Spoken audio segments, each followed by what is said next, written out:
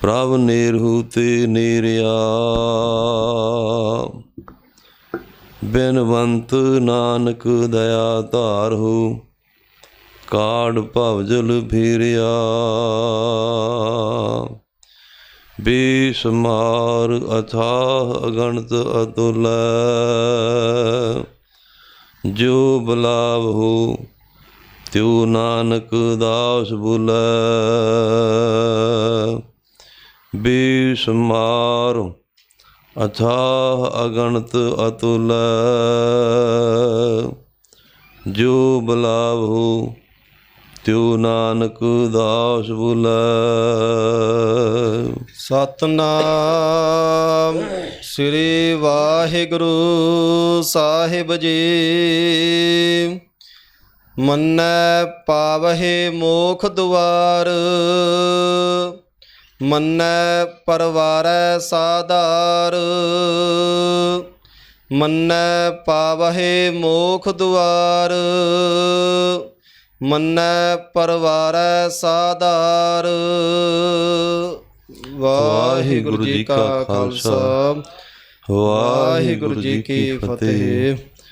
ਪਤਿਤ ਪਾਵਨ ਭਗਤ ਵਛਲ ਜੁਗੁ ਜੁਗ ਅਟਲ, ਦਸਾਂ ਹੀ ਪਾਤਸ਼ਾਹੀਆਂ ਦੀ ਆਤਮਿਕ ਜੋਤ ਸਰੂਪ ਧੰਨ ਸਤਿਗੁਰੂ ਸ੍ਰੀ ਗੁਰੂ ਗ੍ਰੰਥ ਸਾਹਿਬ ਜੀ ਮਹਾਰਾਜ ਸੱਚੇ ਪਾਤਸ਼ਾਹ ਜੀ ਦੀ ਕਿਰਪਾ ਰਹਿਮਤ ਬਖਸ਼ਿਸ਼ ਦਾ ਸਦਕਾ ਸਤਿਗੁਰੂ ਸਾਹਿਬ ਜੀ ਦੀ ਪਾਵਨ ਹਜ਼ੂਰੀ ਅੰਦਰ ਅੰਮ੍ਰਿਤ ਵੇਲੇ ਤੋਂ ਸੁੰਦਰ ਦੀਵਾਨ ਸਜੇ ਹਨ। ਸਜੇ ਹੋਏ ਦੀਵਾਨ ਦੇ ਵਿੱਚ ਪੰਜ ਬਾਣੀਆਂ ਦੇ ਨਿਤਨੇਮ, ਸ਼੍ਰੀ ਸੁਖਮਨੀ ਸਾਹਿਬ ਜੀ ਦੇ ਪਾਠ, ਆਸਾ ਜੀ ਦੀ ਵਾਰ ਦਾ ਕੀਰਤਨ ਹੋਇਆ। ਵਡਭਾਗੀ ਜਨਾਂ ਨੇ ਇਸ ਸੁਭਾਗੇ ਸਮੇਂ ਦਾ ਲਾਹਾ ਪ੍ਰਾਪਤ ਕੀਤਾ। ਹਰੀ ਜਸ ਕਹਿ ਕੇ, ਹਰੀ ਜਸ ਸੁਣ ਕੇ ਆਪਣੇ ਆਪ ਨੂੰ ਵਡਭਾਗੇ ਬਣਾਇਆ। ਸ਼੍ਰੀ ਗੁਰੂ ਗ੍ਰੰਥ ਸਾਹਿਬ ਜੀ ਮਹਾਰਾਜ ਸੱਚੇ ਪਾਤਸ਼ਾਹ ਜੀ ਦੀ ਪਾਵਨ ਗੁਰਬਾਣੀ ਦੇ ਬਚਨ ਹਨ। ਜਿਹੜਾ ਪਿਛਲੀ ਰਾਤ ਅੰਮ੍ਰਿਤ ਵੇਲੇ ਜਾਗਦਾ ਨਹੀਂ, ਉਹਦੇ ਵਿੱਚ ਤੇ ਮੁਰਦੇ ਵਿੱਚ ਕੋਈ ਵੀ ਫਰਕ ਨਹੀਂ। ਪਾਵਨ ਗੁਰਬਾਣੀ ਦੇ ਬਚਨ ਹਨ, ਪਿਛਲ ਰਾਤ ਨਾ ਜਾਗਿਓ ਹੀ, ਜੀਵ ਅੰਧੜੋ ਮੋਇਓ ਹੈ। ਪਿਛਲੀ ਰਾਤ, ਪਿਛਲਾ ਪਹਿਰ ਗੁਰਮੁਖ ਹੋਏ ਜਾਗਣ ਦਾ ਹੁੰਦਾ ਹੈ। ਜਾਗ ਕਰਕੇ ਚੋਰੀ, ਠੱਗੀ, ਫਰੇਬ, ਛਲ, ਮੰਦ ਕਰਮੀ ਹੋਣਾ, ਇਸ ਤਰ੍ਹਾਂ ਨਹੀਂ। ਪਿਛਲੀ ਰਾਤ ਜਾਗ ਕਰਕੇ ਪਰਮੇਸ਼ਰ ਦੇ ਗੁਣ ਗਾਉਣੇ। ਸੱਚੇ ਪਾਤਸ਼ਾਹ ਦੀ ਪਾਵਨ ਗੁਰਬਾਣੀ ਦੇ ਬਚਨ ਹਨ, ਗੁਣ ਗਾਵਾਂ ਦਿਨ ਰਾਤ, ਨਾਨਕ ਚਾਓ ਇਹੋ। ਚਾਅ ਦੇ ਨਾਲ, ਪ੍ਰੇਮ ਦੇ ਨਾਲ, ਭਾਵਨਾ ਦੇ ਨਾਲ, ਬੱਧਾ ਚੱਟੀ ਨਹੀਂ। ਅਤੇ ਜਿਨ੍ਹਾਂ ਨੇ ਫਿਰ ਪ੍ਰੇਮ ਦੇ ਨਾਲ ਅਕਾਲ ਪੁਰਖ ਵਾਹਿਗੁਰੂ ਦੇ ਗੁਣ ਗਾਏ, ਕਲਗੀਧਰ ਪਾਤਸ਼ਾਹ ਜੀ ਦੇ ਬਚਨ ਹਨ, ਜਿਨ ਪ੍ਰੇਮ ਕੀਓ ਤਿਨ ਹੀ ਪ੍ਰਭ ਪਾਇਓ। ਜਿਹੜਾ ਭਾਵਨਾ ਦੇ ਨਾਲ, ਪ੍ਰੇਮ ਦੇ ਨਾਲ, ਚਾਅ ਦੇ ਨਾਲ ਅਕਾਲ ਪੁਰਖ ਵਾਹਿਗੁਰੂ ਦੇ ਗੁਣ ਗਾਉਂਦਾ, ਉਹਨੂੰ ਅਕਾਲ ਪੁਰਖ ਵਾਹਿਗੁਰੂ ਦੀ ਪ੍ਰਾਪਤੀ ਹੁੰਦੀ ਹੈ। ਵੱਡੇ ਭਾਗਾਂ ਦਾ ਸਦਕਾ ਗੁਰਮੁਖ ਜਨਾਂ ਨੇ ਸੱਚੇ ਪਾਤਸ਼ਾਹ ਜੀ ਦੀ ਕਿਰਪਾ ਦੇ ਸਦਕਾ ਅੰਮ੍ਰਿਤ ਵੇਲੇ ਆਲਸ ਨੂੰ ਤਿਆਗਿਆ, ਇਸ਼ਨਾਨ ਕੀਤਾ, ਨਿਤਨੇਮ ਕੀਤਾ। ਸ਼੍ਰੀ ਗੁਰੂ ਗ੍ਰੰਥ ਸਾਹਿਬ ਜੀ ਮਹਾਰਾਜ ਸੱਚੇ ਪਾਤਸ਼ਾਹ ਦੇ ਪਾਵਨ ਦਰਬਾਰ ਦੀਆਂ ਹਾਜ਼ਰੀਆਂ ਭਰੀਆਂ, ਦਰਸ਼ਨ ਕੀਤੇ ਆ। ਦਰਸ਼ਨ ਕਰਕੇ ਆਪਣੇ ਆਪ ਨੂੰ ਵਡਭਾਗੀ ਬਣਾਇਆ। ਆਓ ਹੁਣ ਕੁਝ ਸਮੇਂ ਵਾਸਤੇ ਜੋ ਸਤਿਗੁਰੂ ਸਾਹਿਬ ਜੀ ਦੀ ਕਿਰਪਾ ਦਾ ਸਦਕਾ ਇਸ ਵਿਦਿਆਲੇ ਦੇ ਅੰਦਰ ਲੜੀਵਾਰ ਪਾਵਨ ਗੁਰਬਾਣੀ ਦੀ ਕਥਾ ਚੱਲ ਰਹੀ ਹੈ। ਉਸ ਦਾ ਸਮਾਂ ਹੋਇਆ। ਪਾਵਨ ਗੁਰਬਾਣੀ ਦੀ ਕਥਾ ਵਿਚਾਰ ਸਰਵਣ ਕਰਕੇ ਹੋਰ ਵੀ ਲਾਹਾ ਪ੍ਰਾਪਤ ਕਰੀਏ ਜੀ। ਸਤਨਾਮ ਸ੍ਰੀ ਵਾਹਿਗੁਰੂ ਸਾਹਿਬ ਜੀ। ਮੰਨੈ ਪਾਵਹਿ ਮੋਖ ਦੁਆਰ। ਧੰਨ ਸਤਿਗੁਰੂ ਸ੍ਰੀ ਗੁਰੂ ਨਾਨਕ ਦੇਵ ਸਾਹਿਬ ਜੀ ਮਹਾਰਾਜ ਸੱਚੇ ਪਾਤਸ਼ਾਹ, ਜਿਨ੍ਹਾਂ ਨੇ ਪਰਮੇਸ਼ਰ ਦੇ ਨਾਮ ਨੂੰ ਮੰਨਿਆ। ਮੰਨਣ ਦਾ ਮਹਾਤਮ ਚੌਥੀ ਪੌੜੀ ਵਿੱਚ ਕਲਯੁਗੀ ਜੀਵਾਂ ਨੂੰ ਹੋਰ ਸਮਝਾਉਂਦੇ ਹੈ ਕਿ ਜਿਹੜਾ ਪਰਮੇਸ਼ਰ ਦਾ ਨਾਮ ਮੰਨਣ ਕਰਦਾ ਉਹਨੂੰ ਕੀ ਮਿਲਦਾ। ਦੁਨੀਆ 'ਤੇ ਜੀਵ ਕੋਈ ਵੀ ਕੰਮ ਕਰਦਾ ਹੈ, ਕੰਮ ਕਰਨ ਤੋਂ ਪਹਿਲਾਂ ਸੋਚਦਾ, ਵਿਚਾਰਦਾ ਅਤੇ ਪੁੱਛਦਾ ਹੈ, ਇਹ ਜਿਹੜਾ ਮੈਂ ਕੰਮ ਕਰਨ ਲੱਗਿਆ ਇਹਦੇ ਨਾਲ ਮੇਰਾ ਕੀ ਫਾਇਦਾ ਹੋਊਗਾ। ਦੁਨਿਆਵੀ ਪੱਖ ਤੋਂ ਪੁੱਛਦਾ ਹੈ, ਪਰਮਾਰਥ ਦੇ ਪੱਖ ਤੋਂ ਨਹੀਂ ਵੀ ਮੈਨੂੰ ਮਿਲੂਗਾ ਕੀ, ਮੈਨੂੰ ਲਾਭ, ਨੁਕਸਾਨ, ਫਾਇਦਾ, ਇਹਦੀ ਮੈਨੂੰ ਕੀ ਪ੍ਰਾਪਤੀ ਹੋਵੇਗੀ। ਅਤੇ ਸੱਚੇ ਪਾਤਸ਼ਾਹ ਮੰਨਣ ਦਾ ਸਾਨੂੰ ਮਹਾਤਮ ਦਿਖਦੇ ਹੈ। ਜਿਨ੍ਹਾਂ ਨੇ ਅਕਾਲ ਪੁਰਖ ਵਾਹਿਗੁਰੂ ਦਾ ਨਾਮ ਆਪਣੇ ਹਿਰਦੇ ਵਿੱਚ ਮੰਨਿਆ, ਮਨ ਵਿੱਚ ਵਸਾਉਣ ਦਾ ਯਤਨ ਕੀਤਾ, ਪਾਵਹਿ ਮੋਖ ਦੁਆਰ, ਉਹਨੂੰ ਗੁਰਮੁਖੋ ਮੁਕਤੀ ਦੀ ਪ੍ਰਾਪਤੀ ਹੁੰਦੀ ਹੈ। ਜੰਮ ਕਰਕੇ ਧਰਤੀ 'ਤੇ ਆਉਣਾ, ਮਰ ਕਰਕੇ ਧਰਤੀ ਤੋਂ ਜਾਣਾ, ਉਹਦਾ ਸਦਾ ਵਾਸਤੇ ਮੁੱਕ ਜਾਂਦਾ, ਉਹਨੂੰ ਮੁਕਤੀ ਦੀ ਦਾਤ ਪ੍ਰਾਪਤ ਹੋ ਜਾਂਦੀ ਹੈ। ਮੁਕਤੀ ਚਾਰ ਤਰ੍ਹਾਂ ਦੀ ਹੁੰਦੀ ਹੈ। ਸ਼ਲੋਕ, ਸਰੂਪ, ਸਮੀਪ ਅਤੇ ਸਜੁਜ। ਇਹ ਗੁਰਮੁਖੋ ਚਾਰ ਤਰ੍ਹਾਂ ਦੀ ਮੁਕਤੀ ਹੁੰਦੀ ਆ। ਚਾਰਾਂ ਤਰ੍ਹਾਂ ਦੀ ਮੁਕਤੀ ਉਸ ਮੰਨਣ ਵਾਲੇ ਪ੍ਰੇਮੀ ਨੂੰ ਪ੍ਰਾਪਤ ਹੋ ਜਾਂਦੀ ਹੈ। ਪਾਵਹਿ ਮੋਖ ਦੁਆਰ, ਤੋੜੇ ਬੰਧਨ, ਹੋਵੈ ਮੁਕਤ। ਹੰਗਤਾ ਅਤੇ ਮਮਤਾ ਦੇ ਉਹਦੇ ਬੰਧਨ ਟੁੱਟ ਜਾਂਦੇ ਆ। ਮੁਕਤੀ ਦਾ ਦੁਆਰਾ ਉਸ ਜੀਵ ਨੂੰ ਪ੍ਰਾਪਤ ਹੋ ਜਾਂਦਾ। ਇਹ ਸਰੀਰ ਤੋਂ ਵੀ ਮੁਕਤ ਹੋ ਜਾਂਦਾ। ਜਿਸ ਤਰ੍ਹਾਂ ਕਲਗੀਧਰ ਪਾਤਸ਼ਾਹ ਜੀ ਨੇ ਦਮਦਮਾ ਸਾਹਿਬ ਦੀ ਧਰਤੀ 'ਤੇ ਹੜਤਾਲੀ ਸਿੰਘਾਂ ਨੂੰ ਪਾਵਨ ਗੁਰਬਾਣੀ ਦੇ ਅਰਥ ਪੜ੍ਹਾਏ ਸਨ। ਉਹਨਾਂ ਹੜਤਾਲੀ ਸਿੰਘਾਂ ਨੂੰ ਜੀਵਨ ਮੁਕਤੀ ਦੀ ਪ੍ਰਾਪਤੀ ਹੋਈ ਸੀ। ਜੀਵਨ ਮੁਕਤ ਗੁਰਮੁਖੋ ਉਹਨੂੰ ਕਹਿੰਦੇ ਆ, ਨਾ ਖੁਸ਼ੀ, ਨਾ ਗਮੀ, ਨਾ ਭੁੱਖ, ਨਾ ਪਿਆਸ, ਨਾ ਹੰਗਤਾ, ਨਾ ਮਮਤਾ। ਜਿਸ ਤਰ੍ਹਾਂ ਕਿ ਦੁਨਿਆਵੀ ਲੋਕ ਦੁਨੀਆ ਦੇ ਬੰਧਨਾਂ ਵਿੱਚ ਬੱਝੇ ਹੈ, ਦੁਨੀਆ ਦੇ ਬੰਧਨਾਂ ਤੋਂ ਮੁਕਤ ਹੋ ਜਾਂਦੇ ਆ। ਉਹਨਾਂ ਹੜਤਾਲੀ ਸਿੰਘਾਂ ਨੇ ਕਲਗੀਧਰ ਪਾਤਸ਼ਾਹ ਜੀ ਦੀ ਰਚਨਾ ਪਾਸੋਂ ਸੰਪੂਰਨ ਗੁਰਬਾਣੀ ਦੇ ਅਰਥ ਪੜ੍ਹੇ ਸਨ। ਉਸ ਤਰ੍ਹਾਂ 'ਤੇ ਸੈਂਕੜੇ ਲੋਕ ਆ ਕਰਕੇ ਰੋਜ਼ਾਨਾ ਗਿਣਤੀ ਵਿੱਚ ਸ਼੍ਰੀ ਗੁਰੂ ਗੋਬਿੰਦ ਸਿੰਘ ਸਾਹਿਬ ਜੀ ਮਹਾਰਾਜ ਸੱਚੇ ਪਾਤਸ਼ਾਹ ਦੀ ਪਾਵਨ ਰਚਨਾ ਪਾਸੋਂ ਗੁਰਬਾਣੀ ਦੇ ਅਰਥ ਸੁਣਦੇ ਸਨ।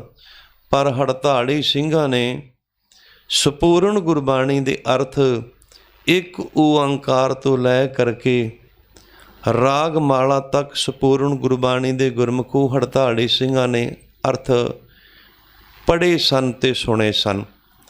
ਸ਼੍ਰੀ ਗੁਰੂ ਗੋਬਿੰਦ ਸਿੰਘ ਸਾਹਿਬ ਜੀ ਮਹਾਰਾਜ ਸੱਚੇ ਪਾਤਸ਼ਾਹ ਜੀ ਨੇ ਦਮਦਮਾ ਸਾਹਿਬ ਦੀ ਧਰਤੀ 'ਤੇ ਪਾਵਨ ਗੁਰਬਾਣੀ ਦੇ ਅਰਥ ਪੜ੍ਹਾਏ। ਇਸੇ ਤਰ੍ਹਾਂ ਸ਼੍ਰੀ ਦਸ਼ਮ ਗ੍ਰੰਥ ਦੀ ਪਾਵਨ ਗੁਰਬਾਣੀ ਦੇ ਅਰਥ ਜਿਹਦੇ 'ਤੇ ਗੁਰਮੁਖੋ ਅਸੀਂ ਸ਼ੰਕਾ ਕਰਦੇ ਹਾਂ, ਇਹ ਕਵੀਆਂ ਦੀ ਬਾਣੀ ਆ, ਇਹ ਅਸ਼ਲੀਲ ਬਾਣੀ ਆ। ਗੁਰਮੁਖੋ ਨਾ ਤੇ ਕਵੀਆਂ ਦੀ ਬਾਣੀ ਆ ਤੇ ਨਾ ਇਹ ਅਸ਼ਲੀਲ ਹੀ ਬਾਣੀ ਆ। ਇਹ ਧੰਨ ਸਤਿਗੁਰੂ ਸ਼੍ਰੀ ਗੁਰੂ ਗੋਬਿੰਦ ਸਿੰਘ ਸਾਹਿਬ ਜੀ ਮਹਾਰਾਜ ਸੱਚੇ ਪਾਤਸ਼ਾਹ ਜੀ ਦੀ ਪਾਵਨ ਰਸਨਾ ਤੋਂ ਉਚਾਰਨ ਕੀਤੀ ਹੋਈ ਗੁਰਬਾਣੀ ਆ। ਸੰਤ ਗਿਆਨੀ ਜਰਨੈਲ ਸਿੰਘ ਮਹਾਂਪੁਰਖਾਂ ਦੀ ਰਸਨਾ ਦਾ ਕਥਨ ਹੈ, ਜਿੱਥੇ ਅੱਜ ਕੱਲ੍ਹ ਗੁਰਦੁਆਰਾ ਲੰਗਰ ਸਾਹਿਬ ਬਣਿਆ, ਇਸ ਜਗ੍ਹਾ 'ਤੇ ਸ਼੍ਰੀ ਗੁਰੂ ਗੋਬਿੰਦ ਸਿੰਘ ਸਾਹਿਬ ਜੀ ਮਹਾਰਾਜ ਸੱਚੇ ਪਾਤਸ਼ਾਹ ਜੀ ਨੇ ਸ਼੍ਰੀ ਦਸਮ ਗ੍ਰੰਥ ਦੀ ਪਾਵਨ ਗੁਰਬਾਣੀ ਦੇ ਅਰਥ ਸਿੰਘਾਂ ਨੂੰ ਪੜ੍ਹਾਏ ਸਨ। ਜਿਵੇਂ ਕਿ ਆਪਾਂ ਸ਼ੰਕਾ ਕਰਦੇ ਹਾਂ ਕਿ ਇਹ ਕਵੀਆਂ ਦੀ ਬਾਣੀ ਆ, ਗੁਰਮੁਖੋ ਇਹ ਕਵੀਆਂ ਦੀ ਬਾਣੀ ਨਹੀਂ, ਧੰਨ ਸਤਿਗੁਰੂ ਸ਼੍ਰੀ ਗੁਰੂ ਗੋਬਿੰਦ ਸਿੰਘ ਸਾਹਿਬ ਜੀ ਮਹਾਰਾਜ ਸੱਚੇ ਪਾਤਸ਼ਾਹ ਦੀ ਪਵਿੱਤਰ ਰਸਨਾ ਤੋਂ ਉਚਾਰਨ ਕੀਤੀ ਬਾਣੀ ਆ। ਜੇਕਰ ਆਪਾਂ ਦਸਮ ਗ੍ਰੰਥ ਦੀ ਪਾਵਨ ਗੁਰਬਾਣੀ 'ਤੇ ਸ਼ੰਕਾ ਕਰਾਂਗੇ, ਗੁਰਮੁਖੋ ਅਰਦਾਸ ਕਿੱਥੋਂ ਲਿਆਵਾਂਗੇ? ਅਰਦਾਸ ਲਿਖੀ ਹੀ ਕਲਗੀਧਰ ਪਾਤਸ਼ਾਹ ਨੇ ਸ਼੍ਰੀ ਦਸਮ ਗ੍ਰੰਥ ਦੀ ਪਾਵਨ ਗੁਰਬਾਣੀ ਅੰਦਰ ਆ। ਜੇਕਰ ਆਪਾਂ ਸ਼੍ਰੀ ਦਸਮ ਗ੍ਰੰਥ ਦੀ ਪਾਵਨ ਗੁਰਬਾਣੀ 'ਤੇ ਸ਼ੰਕਾ ਕਰਾਂਗੇ, ਆਪਾਂ ਸਿੱਖ ਕਿਵੇਂ ਬਣਾਂਗੇ? ਸਿੱਖ ਬਣਨ ਵਾਸਤੇ ਖੰਡੇ ਬਾਟੇ ਦਾ ਅੰਮ੍ਰਿਤ ਕਿਸ ਤਰ੍ਹਾਂ ਤਿਆਰ ਕਰਾਂਗੇ? ਅੰਮ੍ਰਿਤ ਤਿਆਰ ਕਰਨ ਵਾਸਤੇ ਦੋ ਗੁਰਬਾਣੀਆਂ ਧੰਨ ਸਤਿਗੁਰੂ ਸ਼੍ਰੀ ਗੁਰੂ ਗ੍ਰੰਥ ਸਾਹਿਬ ਜੀ ਮਹਾਰਾਜ ਸੱਚੇ ਪਾਤਸ਼ਾਹ ਦੀ ਪਾਵਨ ਗੁਰਬਾਣੀ ਦੇ ਵਿੱਚੋਂ ਪੜ੍ਹੀਆਂ ਜਾਂਦੀਆਂ, ਸ਼੍ਰੀ ਜਪਜੀ ਸਾਹਿਬ ਅਤੇ ਸ਼੍ਰੀ ਆਨੰਦ ਸਾਹਿਬ। ਤਿੰਨ ਗੁਰਬਾਣੀਆਂ ਸ਼੍ਰੀ ਦਸਮ ਗ੍ਰੰਥ ਦੀਆਂ ਦਸਮ ਬਾਣੀ ਵਿੱਚੋਂ ਪੜ੍ਹੀਆਂ ਜਾਂਦੀਆਂ। ਕਈ ਪ੍ਰੇਮੀ ਸ਼ੰਕਾ ਕਰਦੇ ਤੇ ਤਰਕ ਕਰਦੇ ਆ, ਸ਼੍ਰੀ ਗੁਰੂ ਗ੍ਰੰਥ ਸਾਹਿਬ ਜੀ ਮਹਾਰਾਜ ਸੱਚੇ ਪਾਤਸ਼ਾਹ ਦੇ ਬਰਾਬਰ ਸ਼੍ਰੀ ਦਸਮ ਗ੍ਰੰਥ ਦਾ ਪ੍ਰਕਾਸ਼ ਨਹੀਂ ਹੋਣਾ ਚਾਹੀਦਾ। ਕਿਉਂ ਨਹੀਂ ਹੋਣਾ ਚਾਹੀਦਾ? ਕਾਰਨ ਕੀ ਹੈ? ਜਦੋਂ ਗੁਰਮੁਖੋ ਆਪਾਂ ਬਾਟੇ ਦੇ ਉੱਪਰ ਬਰਾਬਰ ਦਸਮ ਗ੍ਰੰਥ ਦੀ ਬਾਣੀ ਪੜ੍ਹਦੇ ਆ, ਫਿਰ ਸ਼੍ਰੀ ਗੁਰੂ ਗ੍ਰੰਥ ਸਾਹਿਬ ਜੀ ਮਹਾਰਾਜ ਸੱਚੇ ਪਾਤਸ਼ਾਹ ਦੇ ਬਰਾਬਰ ਕਿਉਂ ਨਹੀਂ ਪ੍ਰਕਾਸ਼ ਹੋ ਸਕਦਾ? ਇਹ ਸਾਡੀ ਮਤ ਦੇ ਉੱਪਰ ਪੜਦਾ ਹੈ, ਸਾਡੇ ਮੱਥੇ ਦੇ ਮਾੜੇ ਕਰਮ ਆ। ਜਿਸ ਤਰ੍ਹਾਂ ਕਿ ਗੁਰਮੁਖੋ ਹਿੰਦੂ ਸਮਾਜ ਆ, ਹਿੰਦੂ ਧਰਮ ਆ, ਹਿੰਦੂ ਧਰਮ ਦੇ ਅੰਦਰ ਜਦੋਂ ਦੇਵੀ ਦੇਵਤਿਆਂ ਦੀ ਪੂਜਾ ਕੀਤੀ ਜਾਂਦੀ ਤੇ ਸਭ ਤੋਂ ਪਹਿਲਾਂ ਗਣੇਸ਼ ਦੀ ਪੂਜਾ ਹੁੰਦੀ ਹੈ। ਸਭ ਤੋਂ ਪਹਿਲਾਂ ਹਿੰਦੂ ਧਰਮ ਦੀ ਰੀਤੀ ਅਨੁਸਾਰ ਗਣੇਸ਼ ਦੀ ਪੂਜਾ ਕੀਤੀ ਜਾਂਦੀ ਹੈ। ਤੇ ਗਣੇਸ਼ ਦਾ ਸਰੀਰ ਕਿਹੋ ਜਿਹਾ? ਧੜ ਬੰਦੇ ਦਾ, ਸਿਰ ਹਾਥੀ ਦਾ ਹੈ। ਗੁਰਮੁਖੋ ਹਾਲਾਂਕਿ ਡਾਕਟਰੀ ਮਤ ਦੇ ਅਨੁਸਾਰ ਪਸ਼ੂ ਦਾ ਖੂਨ ਤੇ ਬੰਦੇ ਦਾ ਖੂਨ ਲੜਦਾ ਨਹੀਂ। ਬੰਦੇ ਦੇ ਅੰਦਰੋਂ ਖੂਨ ਦੀ ਕਮੀ ਪੈ ਜਾਵੇ ਤੇ ਬੰਦੇ ਦਾ ਖੂਨ ਲੱਗਦਾ, ਕਿਸੇ ਪਸ਼ੂ ਤੇ ਪੰਛੀ ਦਾ ਖੂਨ ਨਹੀਂ ਲੱਗਦਾ। ਫਿਰ ਪਸ਼ੂ ਦੀਆਂ ਤੇ ਮਨੁੱਖ ਦੀਆਂ ਨਾੜੀਆਂ ਦਾ ਕੋਈ ਮੇਲ ਨਹੀਂ। ਇਸੇ ਤਰ੍ਹਾਂ ਪਸ਼ੂ ਤੇ ਮਨੁੱਖ ਦੀ ਚਰਬੀ ਦਾ ਵੀ ਕੋਈ ਮੇਲ ਨਹੀਂ, ਪਸ਼ੂ ਤੇ ਮਨੁੱਖ ਦੀ ਚਮੜੀ ਦਾ ਵੀ ਕੋਈ ਮੇਲ ਨਹੀਂ। ਧੜ ਮਨੁੱਖ ਦਾ, ਸੀਸ ਉੱਪਰ ਹਾਥੀ ਦਾ ਲੱਗਿਆ। ਕਿਸੇ ਵੀ ਕਦੇ ਹਿੰਦੂ ਪ੍ਰਾਣੀ ਨੇ ਆਪਣੇ ਦੇਵਤੇ ਗਣੇਸ਼ ਦੇ ਉੱਪਰ ਕਦੇ ਵੀ ਸ਼ੰਕਾ ਨਹੀਂ ਕੀਤਾ ਕਿ ਅਸੀਂ ਨਹੀਂ ਮੰਨਣਾ, ਕਿਉਂਕਿ ਬੰਦੇ ਤੇ ਪਸ਼ੂ ਦਾ ਕੋਈ ਮੇਲ ਨਹੀਂ। ਕਦੀ ਉਹਨਾਂ ਦੀ ਜ਼ਬਾਨ ਤੋਂ ਆਪਾਂ ਇਹ ਸ਼ੰਕਾ ਨਹੀਂ ਸੁਣਿਆ। ਪਰ ਸ਼ੰਕੇ ਸਿਰ ਤੇ ਪੱਗ, ਸਿਰ ਤੇ ਕੇਸਾਂ ਦਾ ਜੋੜਾ, ਮੂੰਹ ਤੇ ਦਾੜੀ, ਆਪਣੇ ਆਪ ਨੂੰ ਸਿੱਖ ਸਿੱਧ ਕਰਨ ਵਾਲਾ ਕਹਿ ਦਿੰਦਾ ਕਿ ਮੈਂ ਨਹੀਂ ਮੰਨਣਾ। ਗੁਰਮੁਖਾ ਤੇਰੇ ਮੰਨਣ ਦੇ ਨਾਲ ਪੰਥ ਨੂੰ ਘਾਟਾ ਨਹੀਂ ਪੈਣਾ, ਤੇਰੇ ਨਾ ਮੰਨਣ ਦੇ ਨਾਲ ਪੰਥ ਦੇ ਵਿੱਚ ਕੋਈ ਘਾਟਾ ਨਹੀਂ ਪੈਣਾ, ਇਹ ਤੈਨੂੰ ਖੁਦ ਨੂੰ ਘਾਟਾ। ਕਈ ਵਾਰ ਆਪਾਂ ਕਹਿ ਦਿੰਦੇ ਆ ਕਿ ਪੰਥ ਨੂੰ ਘਾਟਾ ਪੈ ਗਿਆ। ਗੁਰਮੁਖੋ ਪੰਥ ਨੂੰ ਘਾਟਾ ਨਹੀਂ ਪੈਂਦਾ। ਪੰਥ ਕਿਹਦਾ ਹੈ? ਇਹ ਆਮ ਬੰਦੇ ਦਾ ਨਹੀਂ, ਇਹ ਗੁਰਮੁਖੋ ਅਕਾਲ ਪੁਰਖ ਦੀ ਫੌਜ ਆ। ਜਿਹੜੀ ਅਕਾਲ ਪੁਰਖ ਦੀ ਫੌਜ ਆ, ਗੁਰਮੁਖੋਂ ਨੂੰ ਘਾਟਾ ਨਹੀਂ ਹੁੰਦਾ। ਪੰਥ ਵਿੱਚ ਮਿਲ ਕਰਕੇ ਬੰਦਾ ਆਪਣੇ ਆਪ ਦਾ ਵਾਧਾ ਕਰਦਾ, ਪੰਥ ਨਾਲੋਂ ਟੁੱਟ ਕਰਕੇ ਆਪਣੇ ਆਪ ਦਾ ਖੁਦ ਉਹ ਪ੍ਰਾਣਾਧਾਰੀ ਆਪ ਹੀ ਨੁਕਸਾਨ ਕਰਦਾ। ਪੰਥ ਦੇ ਵਿੱਚ ਨਾ ਤਾਂ ਵਾਧਾ ਹੁੰਦਾ ਮਨੁੱਖ ਦੇ ਆਉਣ ਦੇ ਨਾਲ, ਅਤੇ ਨਾ ਗੁਰਮੁਖੋ ਜਾਣ ਦੇ ਨਾਲ ਘਾਟਾ ਹੀ ਹੁੰਦਾ।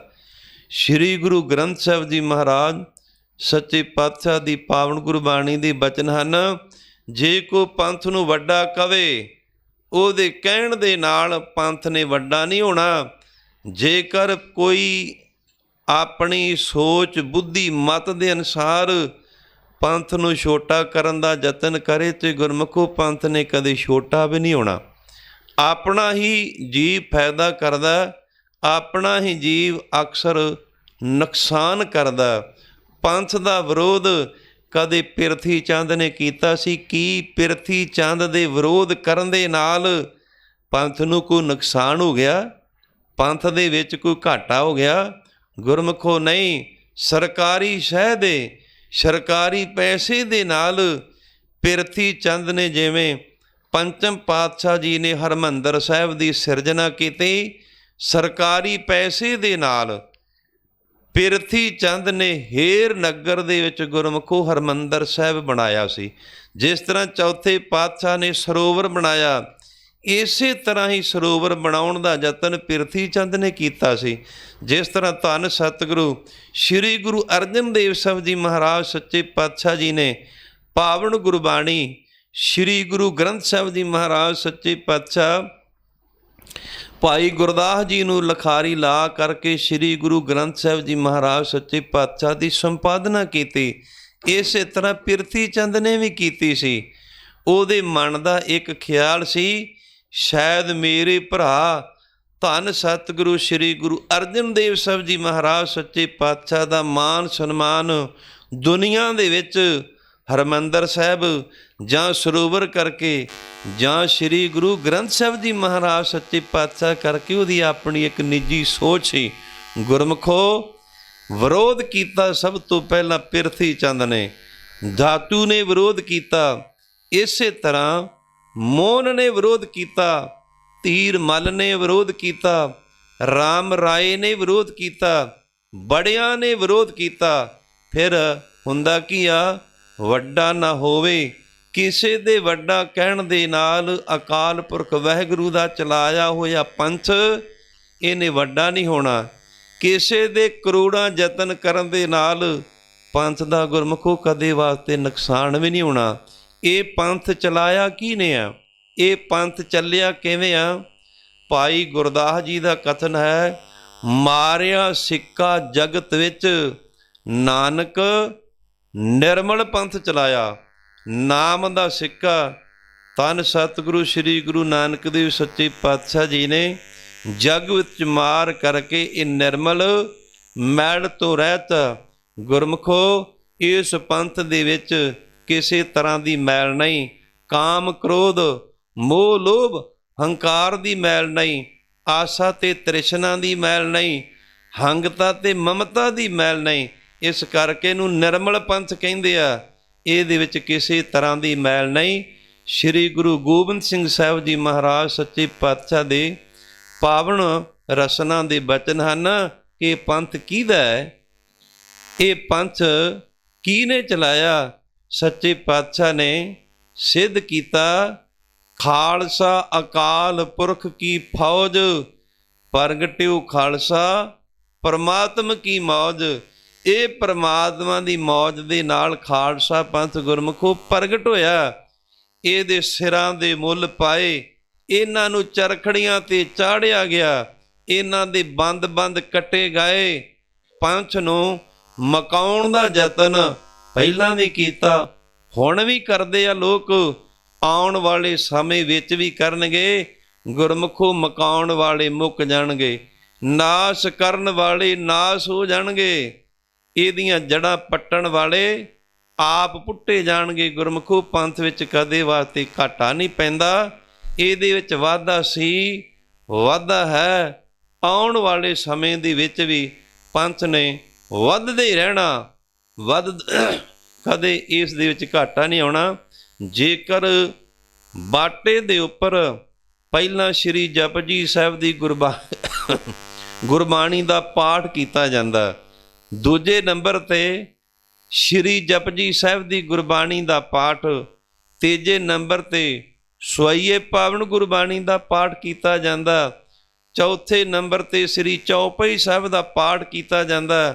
ਜੇਕਰ ਖੰਡੇ ਬਾਟੇ ਦਾ ਅੰਮ੍ਰਿਤ ਤਿਆਰ ਕਰਨ ਲੱਗਿਆਂ ਬਰਾਬਰ ਸ਼੍ਰੀ ਦਸਮ ਗ੍ਰੰਥ ਦੀ ਬਾਣੀ ਪੜ੍ਹੀ ਜਾਂਦੀ ਆ, ਫਿਰ ਸ਼੍ਰੀ ਗੁਰੂ ਗ੍ਰੰਥ ਸਾਹਿਬ ਜੀ ਮਹਾਰਾਜ ਸੱਚੇ ਪਾਤਸ਼ਾਹ ਦੇ ਬਰਾਬਰ ਇਹਨਾਂ ਦਾ ਪ੍ਰਕਾਸ਼ ਕਿਉਂ ਨਹੀਂ ਹੋ ਸਕਦਾ। ਹਰ ਇੱਕ ਕਾਰਜ ਦਾ ਮੁੱਢ ਗੁਰਮੁਖੋ ਅਰਦਾਸ ਹੁੰਦੀ ਆ। ਜੇਕਰ ਸਹਿਜ ਪਾਠ ਕਰਨਾ ਆਰੰਭ ਤਾਂ ਅਰਦਾਸ ਕਰਨੀ ਆ। ਸ਼੍ਰੀ ਗੁਰੂ ਗ੍ਰੰਥ ਸਾਹਿਬ ਜੀ ਮਹਾਰਾਜ ਸੱਚੇ ਪਾਤਸ਼ਾਹ ਦੀ ਪਾਵਨ ਗੁਰਬਾਣੀ ਦਾ ਸ਼੍ਰੀ ਅਖੰਡ ਪਾਠ ਸਾਹਿਬ ਆਰੰਭ ਕਰਨਾ, ਮੱਧ ਵਿੱਚ ਬਾਣੀ ਆਈ, ਭੋਗ ਪਾਉਣਾ ਤਾਂ ਵੀ ਅਰਦਾਸ ਕਰਨੀ ਆ। ਘਰ ਵਿੱਚ ਖੁਸ਼ੀ ਆਈ, ਅਰਦਾਸ ਕਰਨੀ ਆ।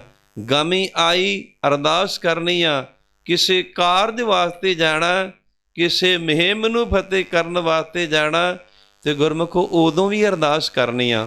ਤੇ ਅਰਦਾਸ ਲਿਖੀ ਧੰਨ ਸਤਿਗੁਰੂ ਸ਼੍ਰੀ ਗੁਰੂ ਗੋਬਿੰਦ ਸਿੰਘ ਸਾਹਿਬ ਜੀ ਮਹਾਰਾਜ ਸੱਚੇ ਪਾਤਸ਼ਾਹ ਜੀ ਨੇ ਸ਼੍ਰੀ ਦਸਮ ਗ੍ਰੰਥ ਦੇ ਅੰਦਰ ਆ। ਜੇਕਰ ਆਪਾਂ ਦਸਮ ਗ੍ਰੰਥ ਦੀ ਪਾਵਨ ਗੁਰਬਾਣੀ ਤੋਂ ਮੁਨਕਰ ਹੋਵਾਂਗੇ ਤੇ ਗੁਰਮੁਖੋ ਆਪਾਂ ਅਰਦਾਸ ਕਿੱਥੋਂ ਲਿਆਵਾਂਗੇ। ਇੱਕ ਵਾਰ ਗਿਆਨੀ ਜਸਵੰਤ ਸਿੰਘ ਜੀ ਜਿਹੜੇ ਦਮਦਮੀ ਟਕਸਾਲ ਦੇ ਵਿਦਿਆਰਥੀ ਆ, ਮੰਜੀ ਸਾਹਿਬ ਤੇ ਉਹ ਕਥਾਵਾਚਕ ਰਹੇ ਆ। ਸ਼੍ਰੀ ਹਰਿਮੰਦਰ ਸਾਹਿਬ ਦੇ ਉਹ ਗ੍ਰੰਥੀ ਵੀ ਰਹੇ ਆ। ਉਹਨਾਂ ਦੇ ਦੱਸਣ ਮੁਤਾਬਕ ਹੈਡ ਗ੍ਰੰਥੀ ਭਾਈ ਭਗਵਾਨ ਸਿੰਘ ਸਨ ਸ਼੍ਰੀ ਅਕਾਲ ਤਖਤ ਸਾਹਿਬ ਦੇ।